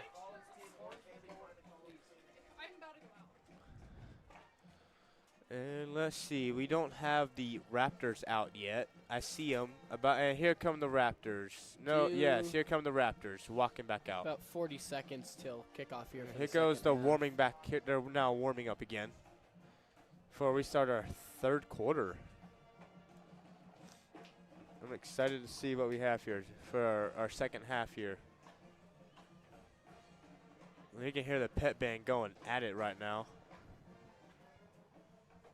A lot of that student section is down at the concession stand. So we have a very neon concession stand at the moment, but they should be coming back up soon here. I'm surprised there's as many Eaglecrest people as are here right now. They're from down in southern Denver. It's a long commute. They got for them quite for a this bit of football people game. here for that long of a drive. The student section is only about 3 people, but they have a lot of parents here. Their parent section is about half full. That's pretty good. You see the Collins section here is packed. Not quite as packed as Timnath was last week, but probably there are a lot of people. It's about 3/4, it looks like, full. Timnath was completely full, so not quite as good as in attendance as last week. The student section's pretty full. Got our crowd cam coming up here. And see our very packed student section. See all that neon.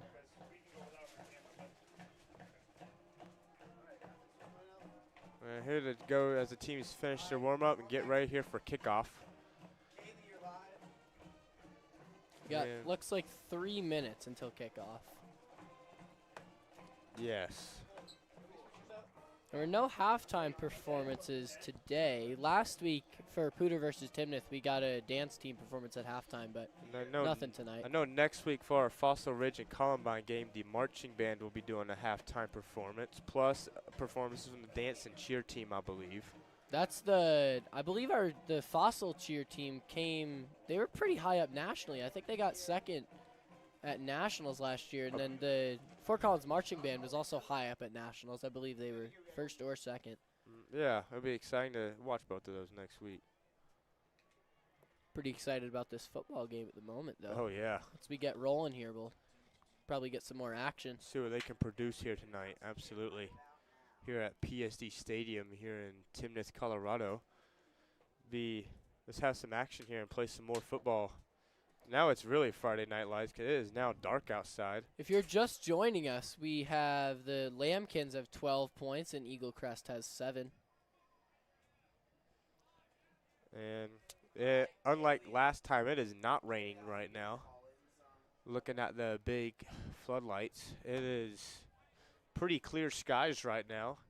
It's actually pretty chilly for summer. It's only about 60 degrees outside. So pretty chilly for the summer still here in August, beginning of September. It is cold up here in the booth with the windows open. But Absolutely. well, if we were playing football, I think we'd be warmer. Yeah, probably so. We're not really moving up here. We're just sitting in a chair up here. And looks like we're getting ready here for kickoff.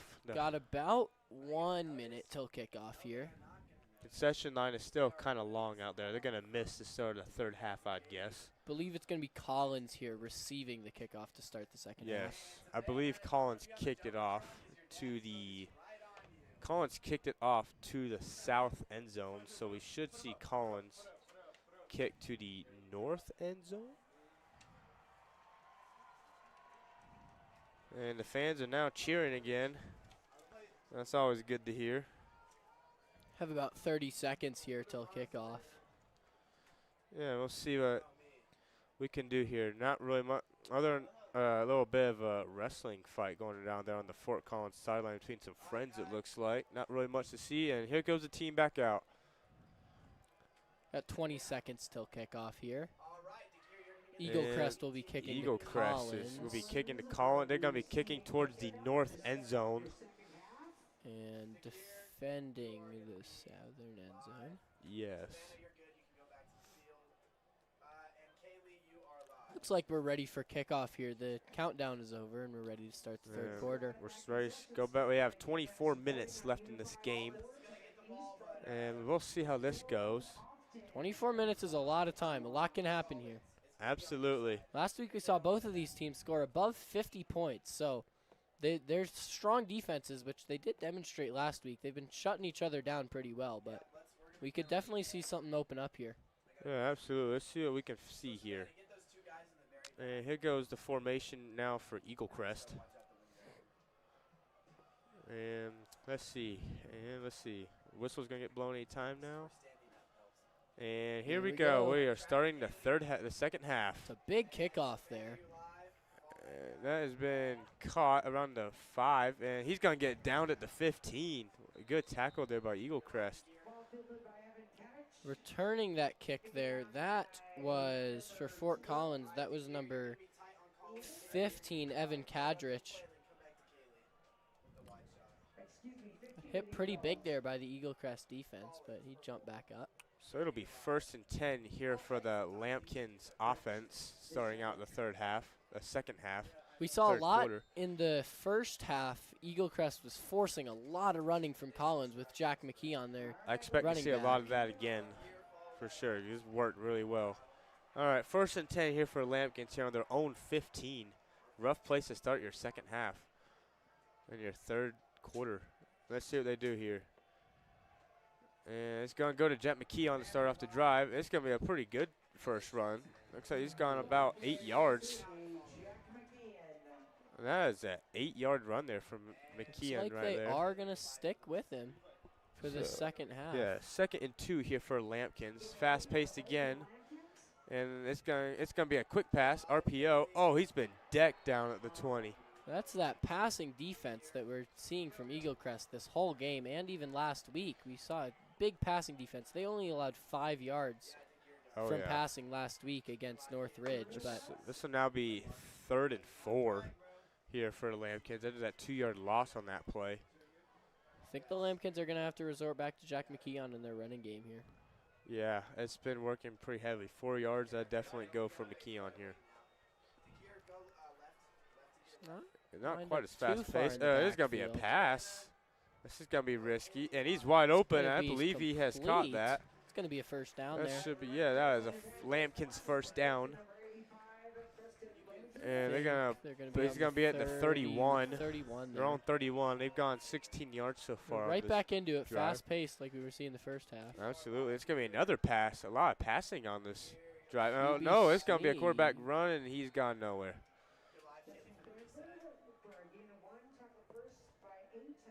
Looks like he has gone a yard, actually. 2nd and 9 here for the Lampkins. That's that quarterback, Justin Cranford, who we talked about watching the pregame. He's been having quite a bit of action here in this game, too. Jack McKeon lining back up in the backfield. Probably another run we're going to see here. Absolutely.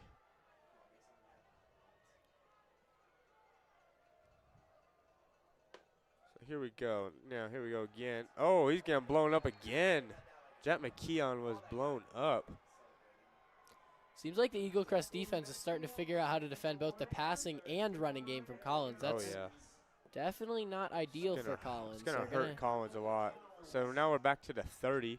If Eaglecrest can stop Jack McKeon, then Fort Collins might not be able to score for this whole second half, and they'll have to rely on their defense. It'll be 3rd and 11 now here for Lampkin, so they've gone backwards a little bit. And let's see what they do on this play. And the ball's been snapped. It's going to be a pass. He immediately runs outside the pocket. It's going to be a pass. That is caught. I don't know if that was the first down or not. That is a first down by the Lampkins. And that is, he's gone out at the 43-yard line.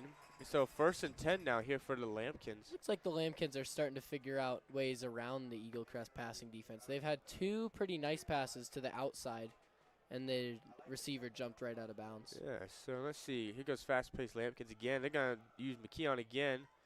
And the Raptors having a good job stopping him here in the second half so far.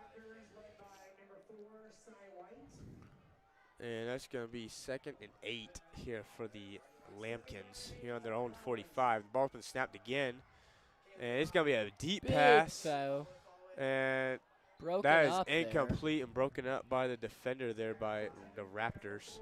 That was broken up by number 2 for the Raptors. That's Adriel Richardson playing the defense there.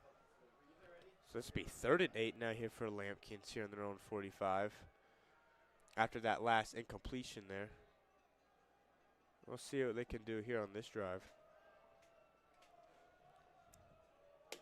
So far, they have gone forward, but kind of slowly here for Lampkins. Not very far on the momentum scale, I would say, so far to start this half. And here we go. It's going to be another pass.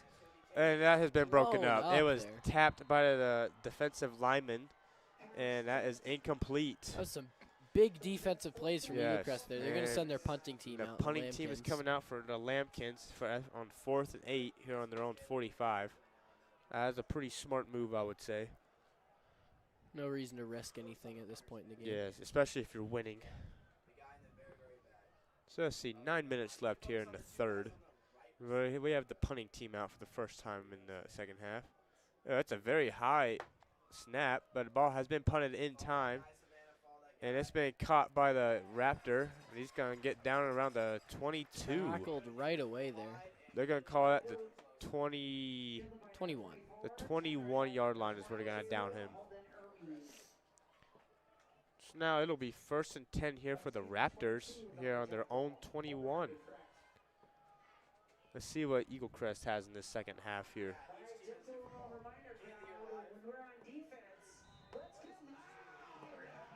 And that is the 23.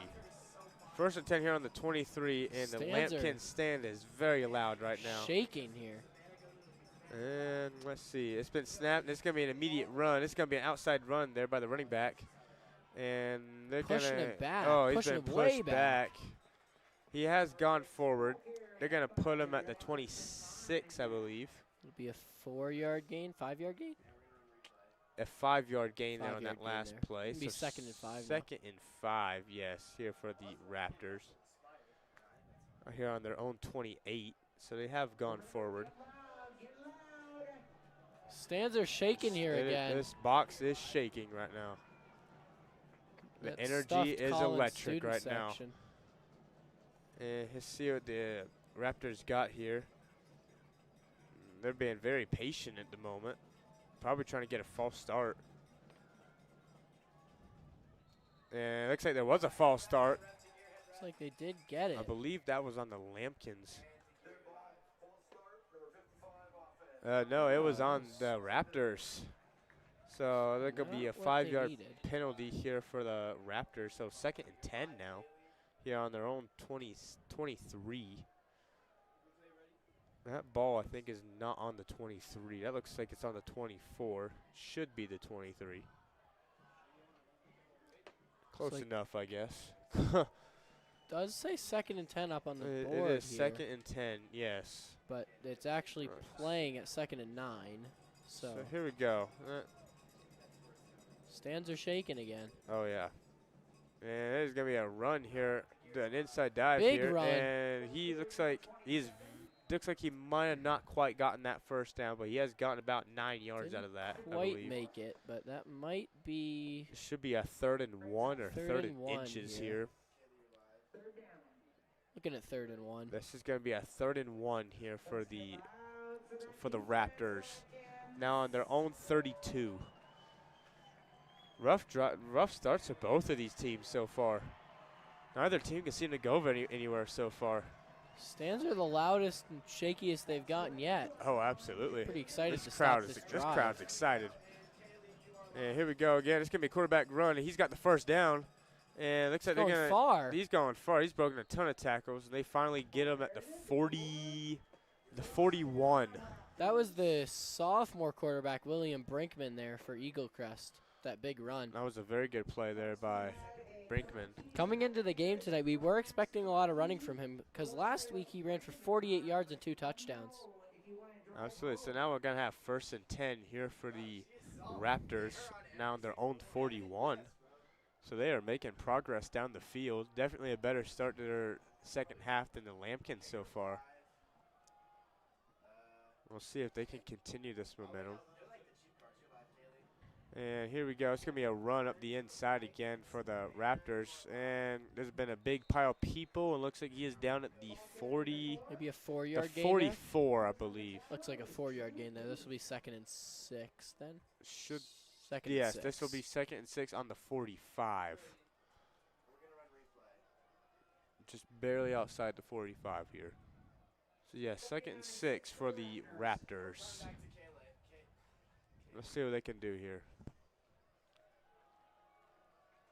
Raptors have had a strong running game in the second half so far. We'll see if they can continue that.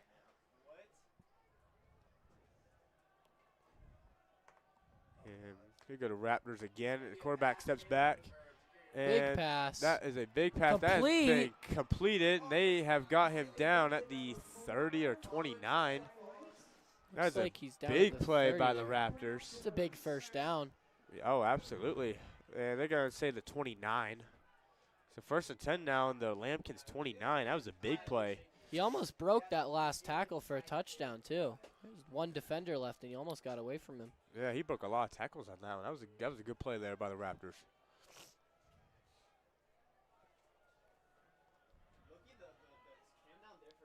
Looks like. Go to Raptors again. It's going to be a run up the inside, and he has been tripped by a defender. And they're going to, looks like he made it to about the 26. 5-yard gain, maybe?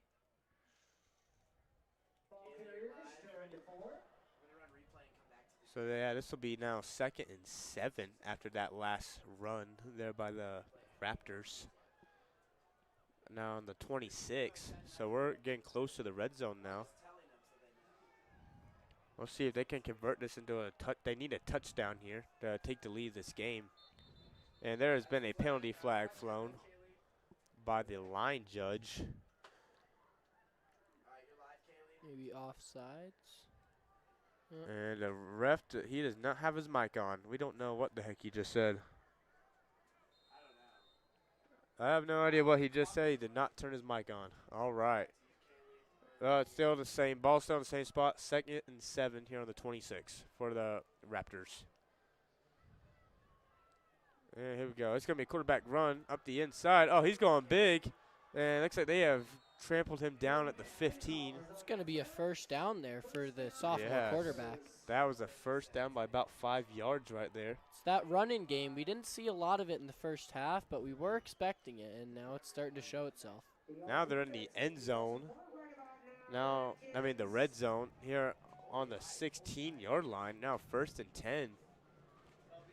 And the stand is now shaking yet again. And here we go. And it's going to be, looks like another quarterback run, and he's gone backwards. He's gone way back. They pushed him back big time. Where are they going to down? They're going to push them back. Looks like he's officially gone back a yard. So now it's gonna looks like it's gonna be 2nd and 11, I believe. So it should be. They're now on the 18. It looks like. Yes, they're now on the 18. So 2nd and 12 now here for the Raptors. Let's see what they can do here. Still in the red zone, of course. Touchdown would put him in the lead here because of Collins' 2 missed extra points. Absolutely. And we'll see what they can do here.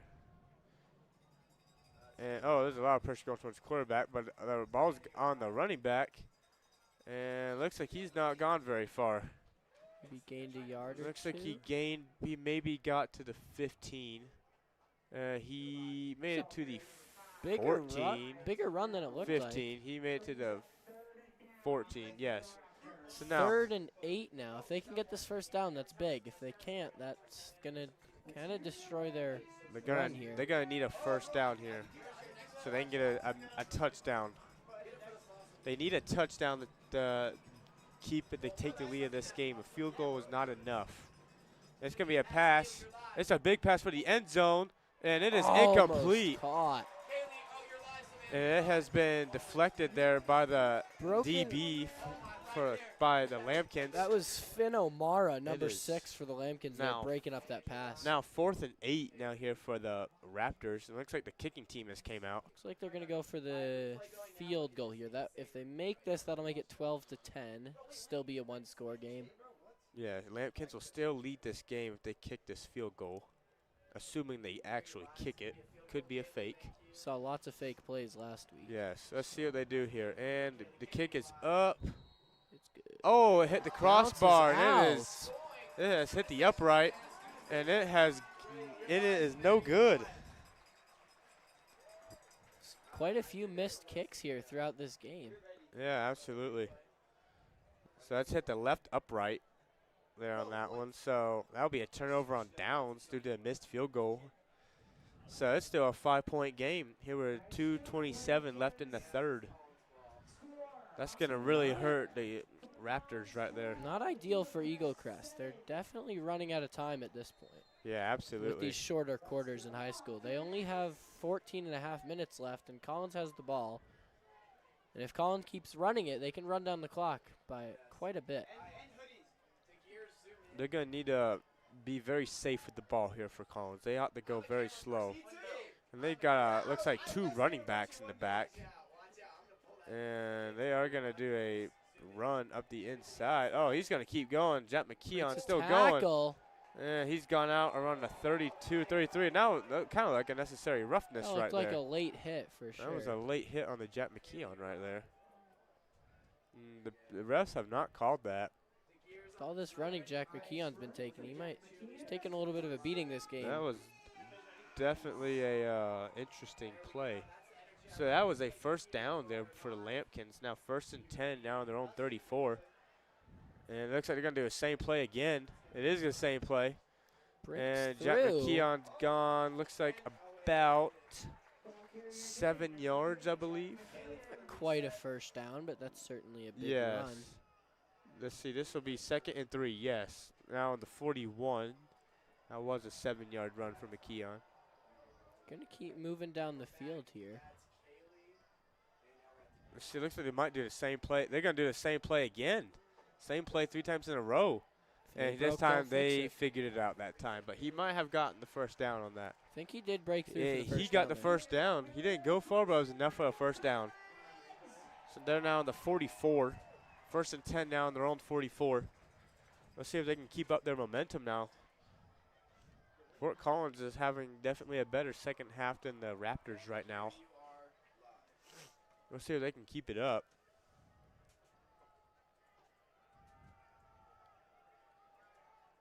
And they're not going quite as fast. And it's been handed off to the running back again. And he's not gone too far. Looks like maybe 3 or 4 yards. Both sides definitely not looking as strong as they did in the first half for sure, especially the Raptors, as Collins has been going a lot slower on this half for the most part. And here goes a little bit of hurry up right here. Except we're going to have a different play this time, but it's still going to be a pass. That's a big pass. It's Caught. completed.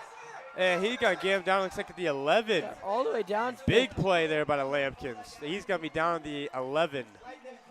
They broke through that. That was number 85 for And here goes a Collins. hurry up again. That was And Preston here we go. They've Mosier. already sent the ball. He's going to be a run around the outside, and he's gone a couple yards. Looks like to the 6. That was Preston Mosier with a big reception there for Collins, number 85. And that was a 5-yard run there by Collins. 25 seconds left in the quarter. They ought to get a touchdown or try to score before that goes out. Preston Mosier's brother, Marcus Mosier, was a force here in Colorado last year. Now he's playing D1 at San Diego State. Also as a wide receiver. Yeah, I'll be excited. Hopefully he gets some snaps down Preston Mosier, just a sophomore. Be important to watch there. him. Oh, Jet McKeon was blown up there on that play. He's gone back to the 10. He's gone back about 4 yards on that. Preston And that is Mosier. the end of the third quarter. So the ball will move to the other side of the field yet again at the end of the third quarter. Still 12-7. No one has scored in that quarter after the missed field goal there by Eaglecrest. So still 12-7. Lambkins lead. And here we go, getting ready to go to the switch fourth sides quarter. of the field. And Collins is still going to be 3rd and 7 here. Deep into Eaglecrest territory because of that big reception by Preston Mosier. Yeah, absolutely. Looks like we got the, let's see. Looking at the cheer team now. And let's see. We'll see what they can have, they can pull off here in the fourth quarter. It's still a very close game here. Still 12-7. Still a one-score game. Still anybody's game for sure. It'll be Lambkins' ball here in the red zone, though. Lambkins are in scoring opportunity. At the rate this game is going, the Lambkins can put it in the end zone. That'll be very good for them and give them a very good chance to win this game. And let's start the fourth quarter now. I agree, Cole. If Collins scores here, that might seal the deal for them with their strong defense. I mean, we've seen a lot of momentum changes in this game as well, so Eaglecrest definitely can make a comeback.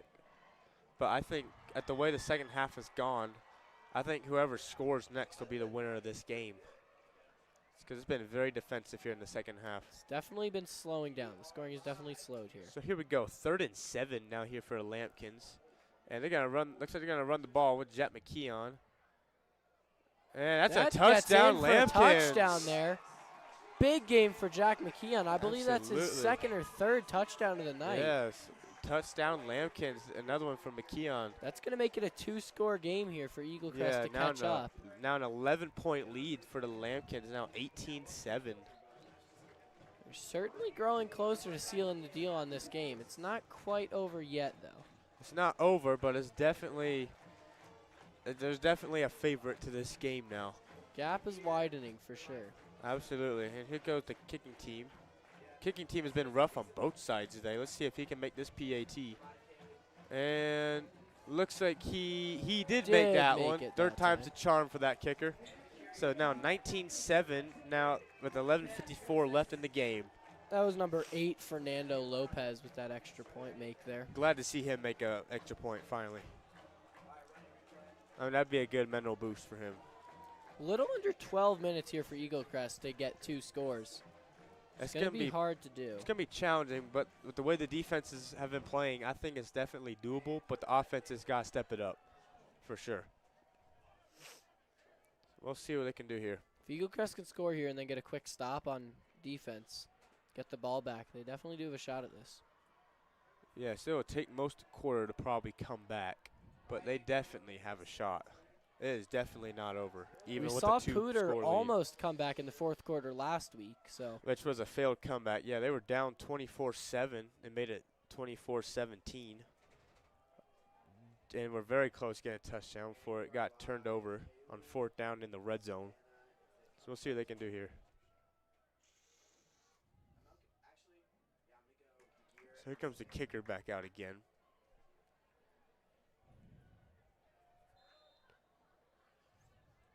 The kicker's going to probably kick it away with happiness this time after making that extra point. And let's see, it's going to get It's a much better kick.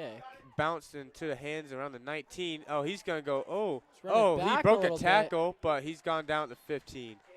He went back about 4 yards on that return. That was number 2, Adriel Richardson. He went back about 10 yards for going back up, again, tackle around -4 yards of a return. So that was a negative return.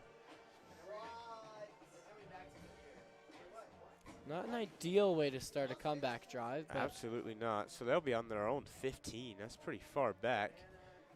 He would we've have been. seen some pretty big drives, though. We've seen a few big passes, like that one to Preston Mosier we just saw Yeah, absolutely. for Collins in the 3rd quarter. So here comes the Raptors offense back out here on the left hash. For 1st and 10 here on their own 15. 11:46 left in this game. Let's see what they can do. This looks like it could be a pass. And it is going to be a pass. And it's a deep Big pass. And it is, it is that dropped. Was almost there. Almost there for number 10, Jack Steiner. That would have been a great catch. He saw him with a big reception earlier. He was this wide game. open on that one, too. That's a big missed opportunity there by Eaglecrest. They can't, if you want to come back and win this game, he can't be making mistakes like that. That was Jack Steiner there. He did have a bigger reception earlier this game. I believe it was about 20 yards. Let's see if they try and go big again or if they keep it on the ground this time. This ground game has been fairly successful. Might have to play it a little safer now that Collins is expecting it is going to be a ground game. And there goes the running back. Running back's pushed pretty far. He's gone up to about, looks like 6 or 7 yards on that play. So it'll be 3rd down. It'll be 6 yards on that play. It'll be 2nd and 4th now. I think that should be 3rd and 4. Yeah, that is 3rd and 4. Yeah, the scoreboard was wrong.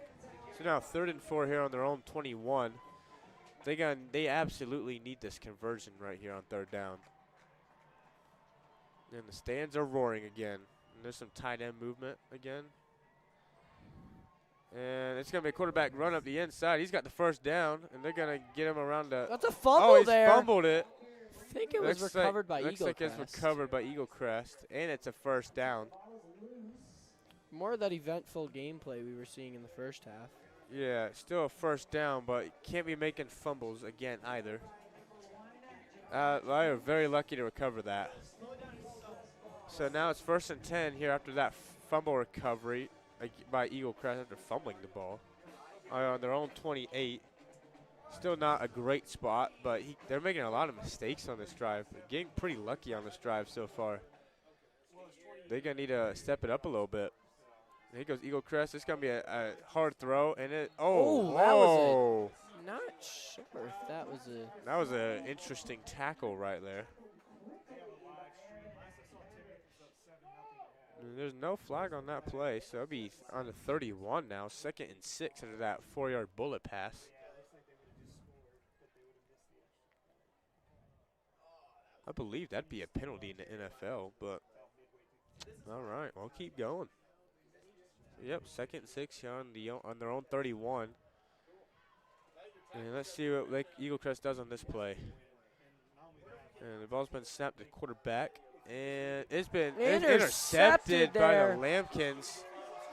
That's not what Eaglecrest needed That right is now. not very good for Eaglecrest. And that has been intercepted there on the 30, I believe around the 37-yard line where that was intercepted. Eaglecrest will need a quick stop here if they want a chance at coming back. And yes. if they allow Collins to score, that might seal the deal here for Collins. Collins is very close already to the does not have very far to go. They're starting down on the 36, 37.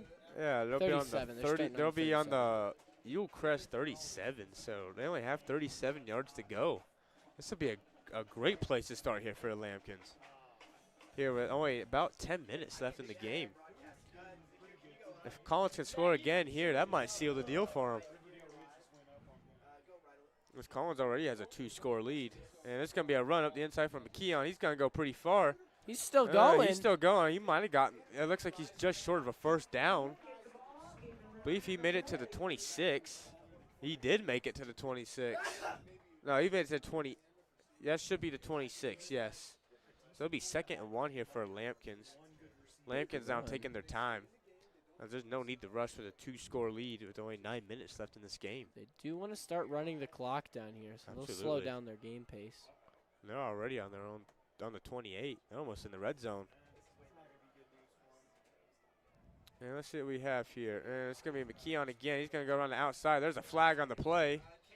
Keon has got the first down, but there is a flag. Not sure what that flag was. I didn't see anything. I did not see what happened. Well, let's see what our head referee has to say. Still got it is holding on the offense. His mic was not on, but it was holding on the offense. So it'll be go back a couple yards. We'll cancel out that play. So it should be 2nd and 11. 2nd and 11 now, yes, here for the Lampkins. Now on the Raptors 38.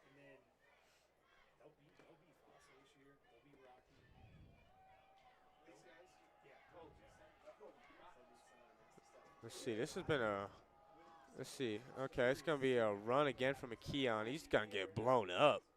He's not gone too far at all. He looks like he's gone up maybe 3 yards. That'd be 3rd and long here for the Lampkins. Now 3rd and 7 here on the 34. This Eaglecrest absolutely has to stop them if they want any chance of winning this game. Let's see time is ticking for Eaglecrest, and Collins is taking their time with this drive. Only 8 minutes left in this game. We're going to need Eaglecrest needs to step it up here, especially on the defensive end here. Definitely need to stop soon here. This could be a run with 2 running backs in the back, and it is going to be, it's a pass, and that is completed, but that looks like, he's still going. He's running downfield. Oh, he's in the 10. Still moving. He's around the 7. The defender almost like he was doing pass interference during that play too, but that's not going to matter because he still is within the 10-yard line. He's dragging that defender down the field. And that'll be 1st and goal. That was definitely holding on that play. Defender is just hanging on to him. And the defender, it looks like he is down on the ground after hanging on there. Everyone's going to take a knee here. The defender is down. That was in that play. He got absolutely sandwiched if we look at the replay. No surprise to see him down. Hopefully he's okay. So pre-event, not too much going on here in the second half. Only 1 score so far. Just a single touchdown by Lampkins. If Collins can keep this drive going and score again here, that definitely would seal the deal for them, in my opinion. But I think it probably will. With the amount of time left, 7:47 left. If the Lampkins can get a touchdown here, that might do it. Keep this drive taking a while. Yeah. With all this running. And defender is still down out there. They're looking at his leg. Don't like to see that. Hope he's okay. Yeah, they're looking at his right leg, around his knee it looks like. Hopefully he's okay. Let's see if he gets up or not. They do have an ambulance on standby just in case he can't get up. He is still down. Hope he'll be able to walk off the field here. Yeah, he's been down on the field for quite a while now. We might see the ambulance come in action for the first time this season. That'd be unfortunate. Oh, looks like he might be trying to get up. Getting up. He's slowly trying to get up. He's struggling, but he's trying. He's going to crawl off the field here. He's going to crawl off the field, it looks like. Let the game keep going. He is off the field. Don't like to see that. He can't seem to get up. And now we're looking at Jack McKeon's stats here from last week. There, you can see him on the huddle. He got 2 touchdowns last week, 145 yards and 178 rushing yards combined with his quarterback compatriot. So hopefully, we'll keep looking at the fans and hopefully our defender's okay. And he has gotten up. And that's good to see. He is limping back to the sideline. Oh, no, he is back going again. He is walking. He's going to run back. He's running back to the sideline. Yeah. He might be back in the game. He might be in the game. No, he is going to the He's sideline. going to run out to the sideline. That's good that he got it. Yeah, I'm like glad to see that. glad to see we didn't have to bring the ambulance out. That's good. That's always good. You never want to see that out. It's all about timing it. They haven't placed that. I can't see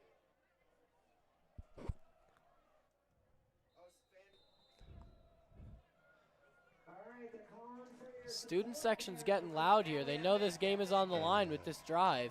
Absolutely. I mean, we'll see what they can do here. And it is thundering right now. It's going to be 1st and goal here on the 7-yard line here for the Lambkins. This is a very good scoring opportunity here. We'll see what they can do here. Kaylee, you're live. DeGear, you are live. They're ready to go. They're ready to go. Here we go. It's gonna be quick. It's gonna go to Breaks McKeon. through. And he is short, I believe. Down to the 1 He made it to the line. 1-yard line. McKeon has got to the 1. It'll be 2nd and goal on the 1-yard line. Surely they ought to score on this next play. Oh, maybe it's on the 2. I think they placed it on the 2 there.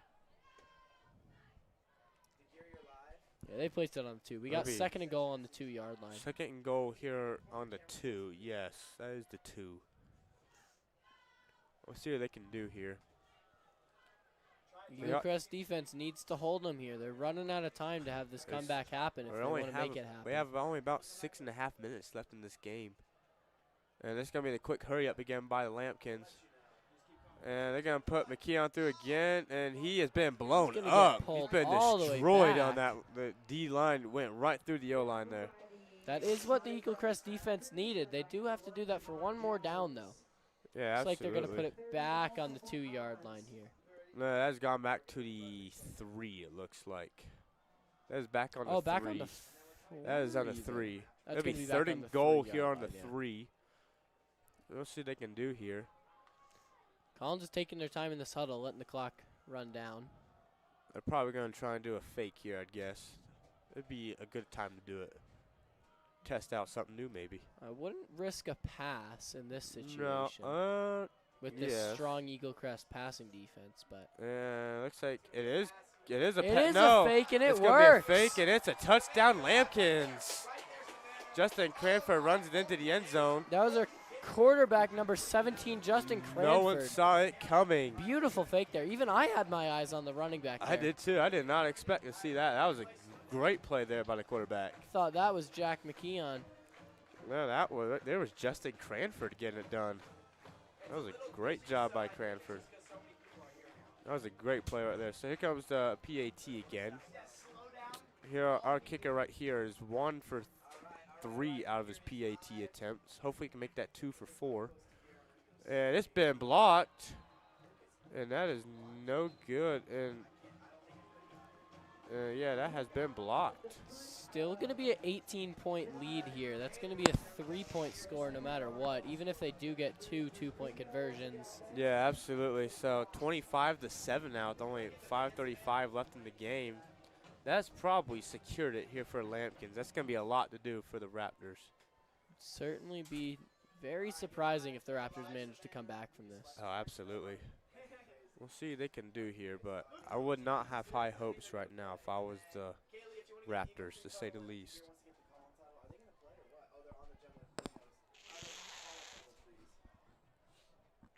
Back to the game now. So Eaglecrest will get the ball back.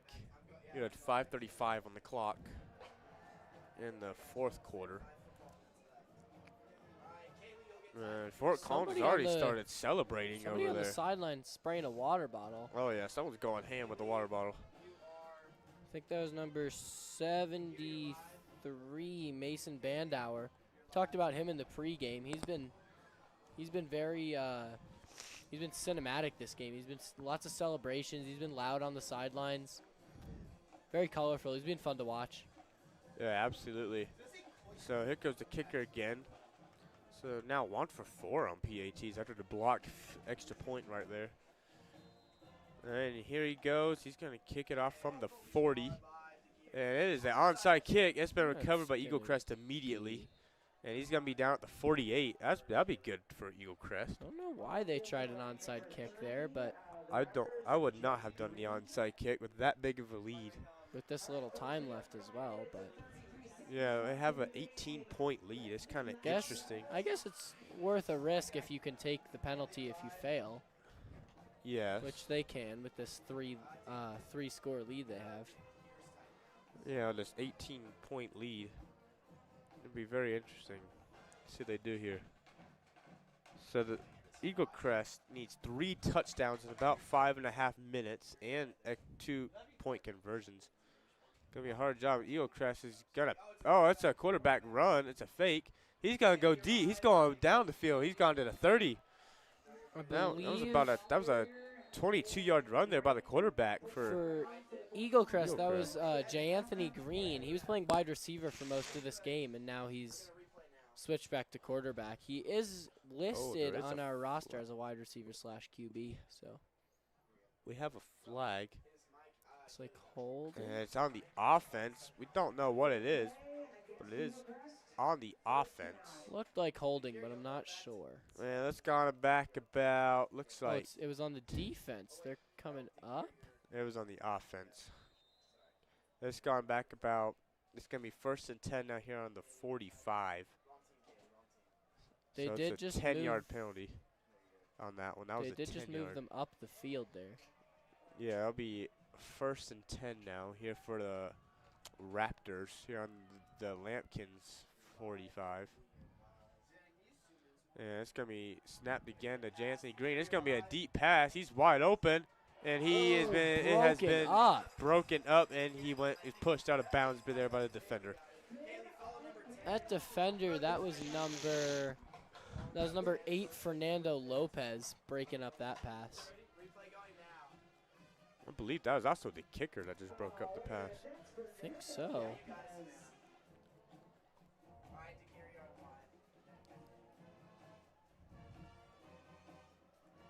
So now 2nd and 10 here for the Raptors offense.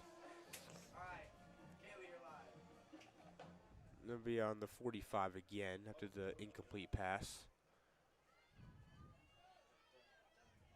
And let's see what they have here. It's going to be another pass. Here comes the pressure. It is completed. And he is going to go forward. He is short of a first by about 2 yards. Eaglecrest defense blew up that O-line real quick there. Yes, they're very lucky to go forward on that play. J. Anthony Green, the quarterback there, was forced to throw really It'll quick. be 3rd and 3 here for the Eaglecrest Raptors. We'll see what they can do here. They absolutely do need a 3rd down conversion right here. Here on the 38, they need a touchdown if they want any chance of winning this game. If Collins can stop him here, that would probably be the nail in the coffin. Absolutely. But only 4 minutes left in this game. And it's going to be another quarterback run. And he's broken a tackle, and they're going to get him, looks like at the 30. So, yeah, he did get a 1st down. Didn't get out of bounds, though. They're going to call it, looks like the 30. He made it to the 30. So now 4 minutes left in this game. Now on the Lampkins 30. Eaglecrest is in a good chance to score here.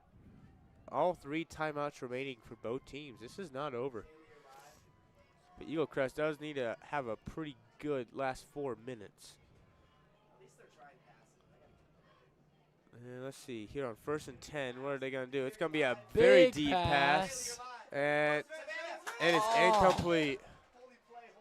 It was in his hands. That was for the end zone. It was in his hands, and he dropped it in the end zone. It's a little bit out of bounds, even if he did catch it, so I'm not sure if that would have counted. Yeah, he was out of bounds, unfortunately.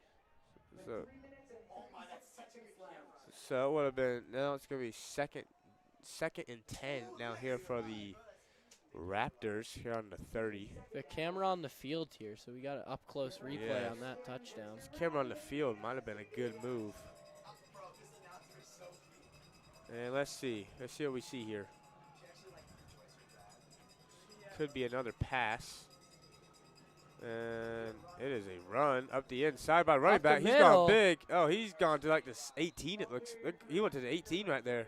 Almost broke through everybody. That's a first down right there by the running back. A 12-yard run right there. That was number 31 for the Raptors. I don't have him on our roster for tonight, but that was a good run by him. Either way. There's been a timeout called. I believe there's timeout here by the Fort Collins Lampkins. Just a reminder, folks, I've got car keys up here. It's a CarMax key change. Might want this. Oh yeah, I'm going to Kaylee the Moon. That's fire. Also, you should clean up around yourself. It's kind of white though. It's kind of white circle. Hey, get the student section before anything. We don't go to another school. Hey, where's the PA box at? The PA box is 2 over.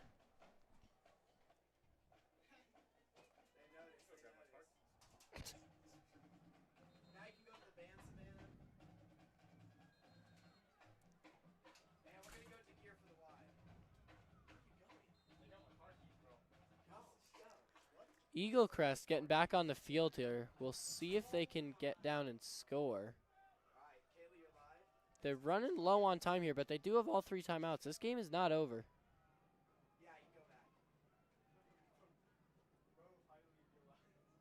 Ball is snapped. He's looking for a pass. Passes. Didn't quite get out of bounds there. That was a pass to number 3, Quincy Clayton. It's going to be 1st and goal here on the 4-yard line, it looks like. It's a flag on the play before it began. Not sure what it was.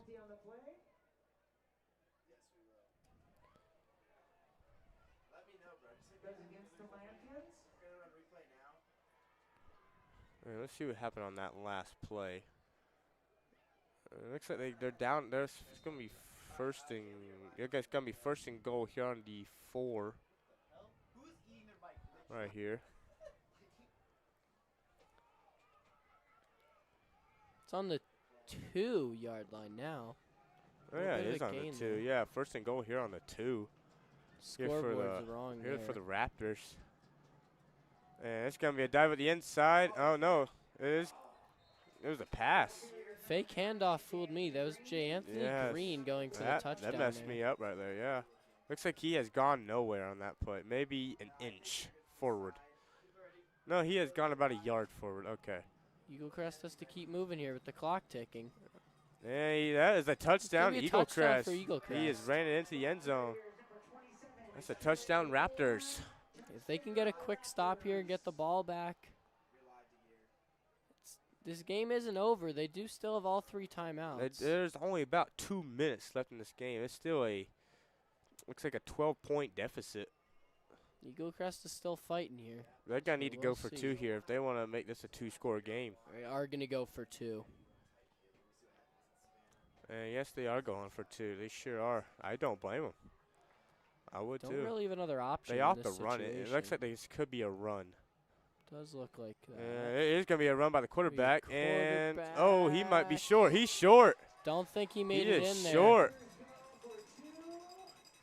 And he did not make it. Looks like the Collins sideline is starting to celebrate a bit. Absolutely. They're going to have the ball with only about 2 minutes left. If they can just keep running the ball here and keep the clock ticking, that should seal the deal here for Collins. This will be a big win over Eaglecrest here. Eaglecrest is a good team this year, and Collins has been performing a bit above their expectations for this season, which is great. Collins expected to have a much better team this year than they had last year. And so far, that has been And they've been proving themselves. Collins is expected to be the best team within the Fort Collins area this year, even above schools like Fossil Ridge, Rocky, and Pooter, and Timnath even. So we'll see how that goes. Collins has a lot of potential this year to have a much better year. Also with a much easier schedule than they've had in the last couple of years. We'll see how that goes. So they can seal the deal here against Eaglecrest. That'll be a statement win for them. They could just have Jack McKeon do everything, and they should be all right.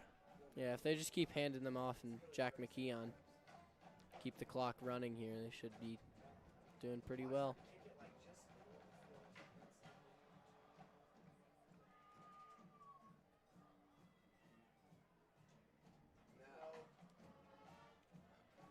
And we'll see what they do here. And what? Here's the Collins pet band here. And Fort Collins is expecting an onside kick. This is an interesting formation here by Collins. Would make sense They're for expecting the onside kick in this situation. And it is going to be an onside kick. Making it pretty obvious here. Absolutely. It will be an onside kick. He's doing everything. Eaglecrest is doing everything they can. And there's a penalty flag on the play. It was recovered by Collins. And let's see what the penalty was.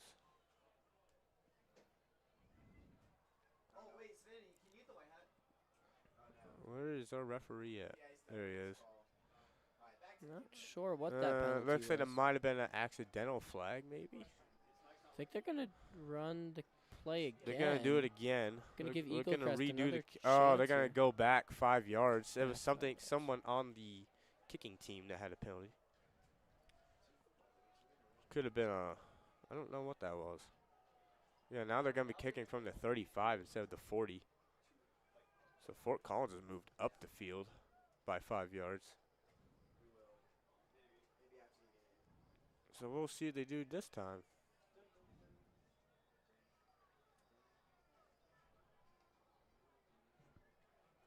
Gonna go for that onside kick again. Let's see if it's the first one was not successful. It was recovered by the Lampkins. Let's see what this one does.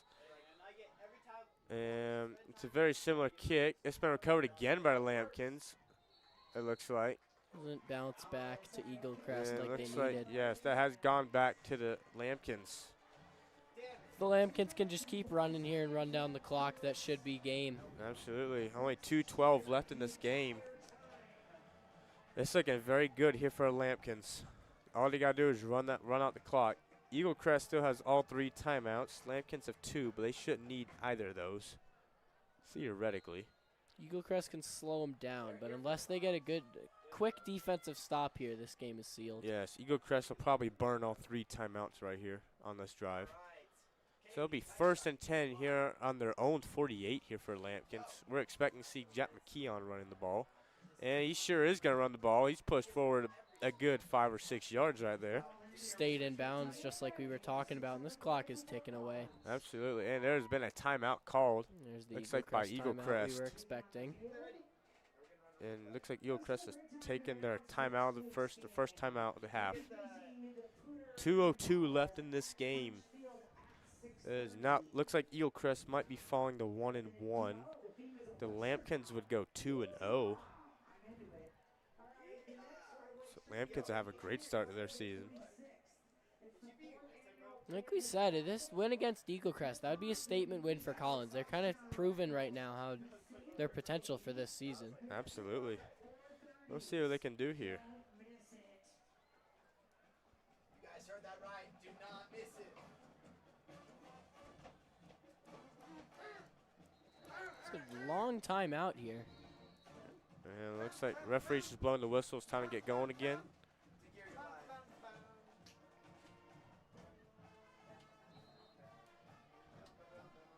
And let's see what they do this time here on 2nd and 4 here for Should Lampkins. run it again with Jack McKeon. Yes, at the rate he's been playing, they should get the first down if they use him, which would really hurt Eaglecrest. They do use him. He has not got a first down. Next Clock is ticking here. I think Eaglecrest is going to use another timeout. He has gone about a yard. Eaglecrest is going to use their It's now last 3rd and timeout. 3.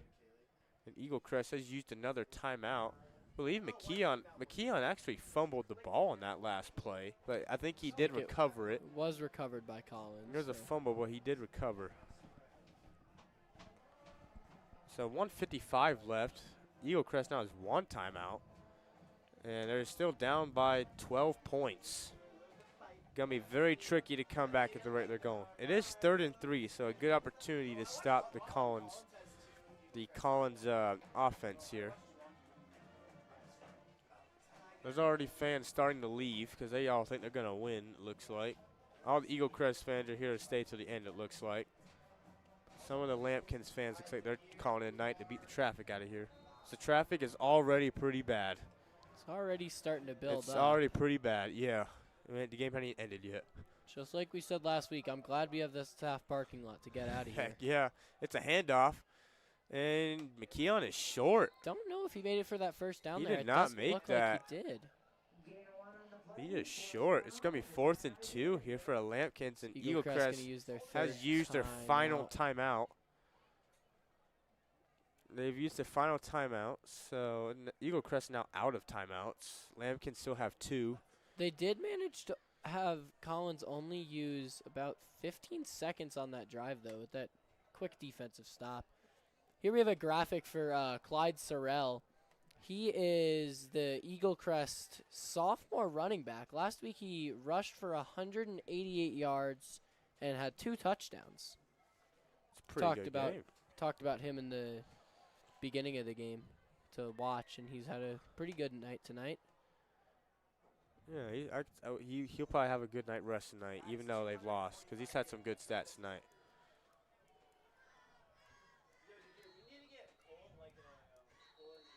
William Brinkman, that sophomore quarterback for Eaglecrest, has also had a pretty good night. Yeah, Eaglecrest seems to have a pretty young team here.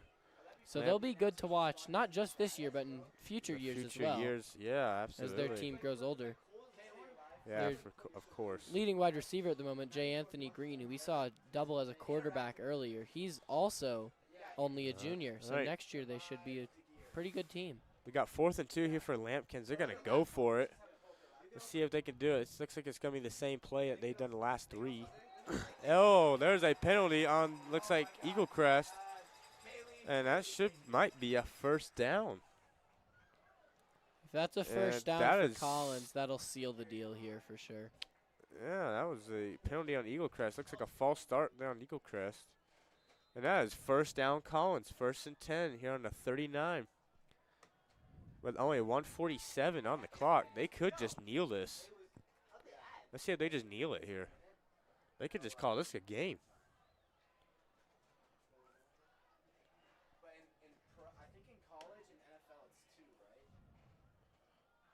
And let's see what they do here. Looks like they're going to keep the ball on the... Looks like they're going to kneel the ball right here. Does look like that.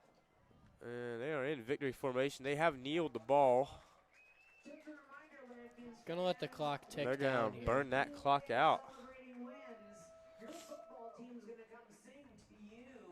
So the Fort Collins Lampkins will move up to 2-0 after this game. The Eaglecrest Raptors will fall down to 1-1.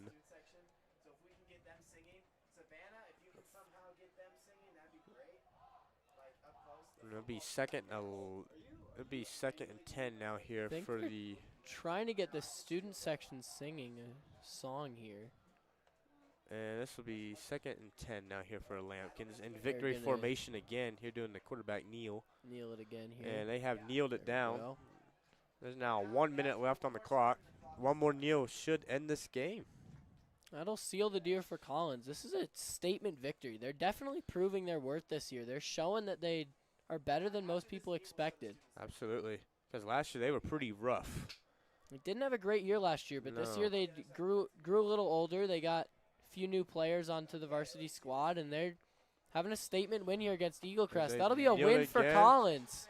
And that's going to be the game. We have 30 seconds left, but they are not going to snap the ball again. And our final score. Big celebration there. We saw a backflip from number 3. Our final score tonight will be Fort Collins Lampkins 25 and the Eaglecrest Raptors 13. Fort Collins get their first win here at home for their season. Competitive game tonight between 2 high-level teams. Absolutely. It's fun to watch. Oh, that was a pretty good game to watch. See, a guy in the student section there has a trash can, it looks like.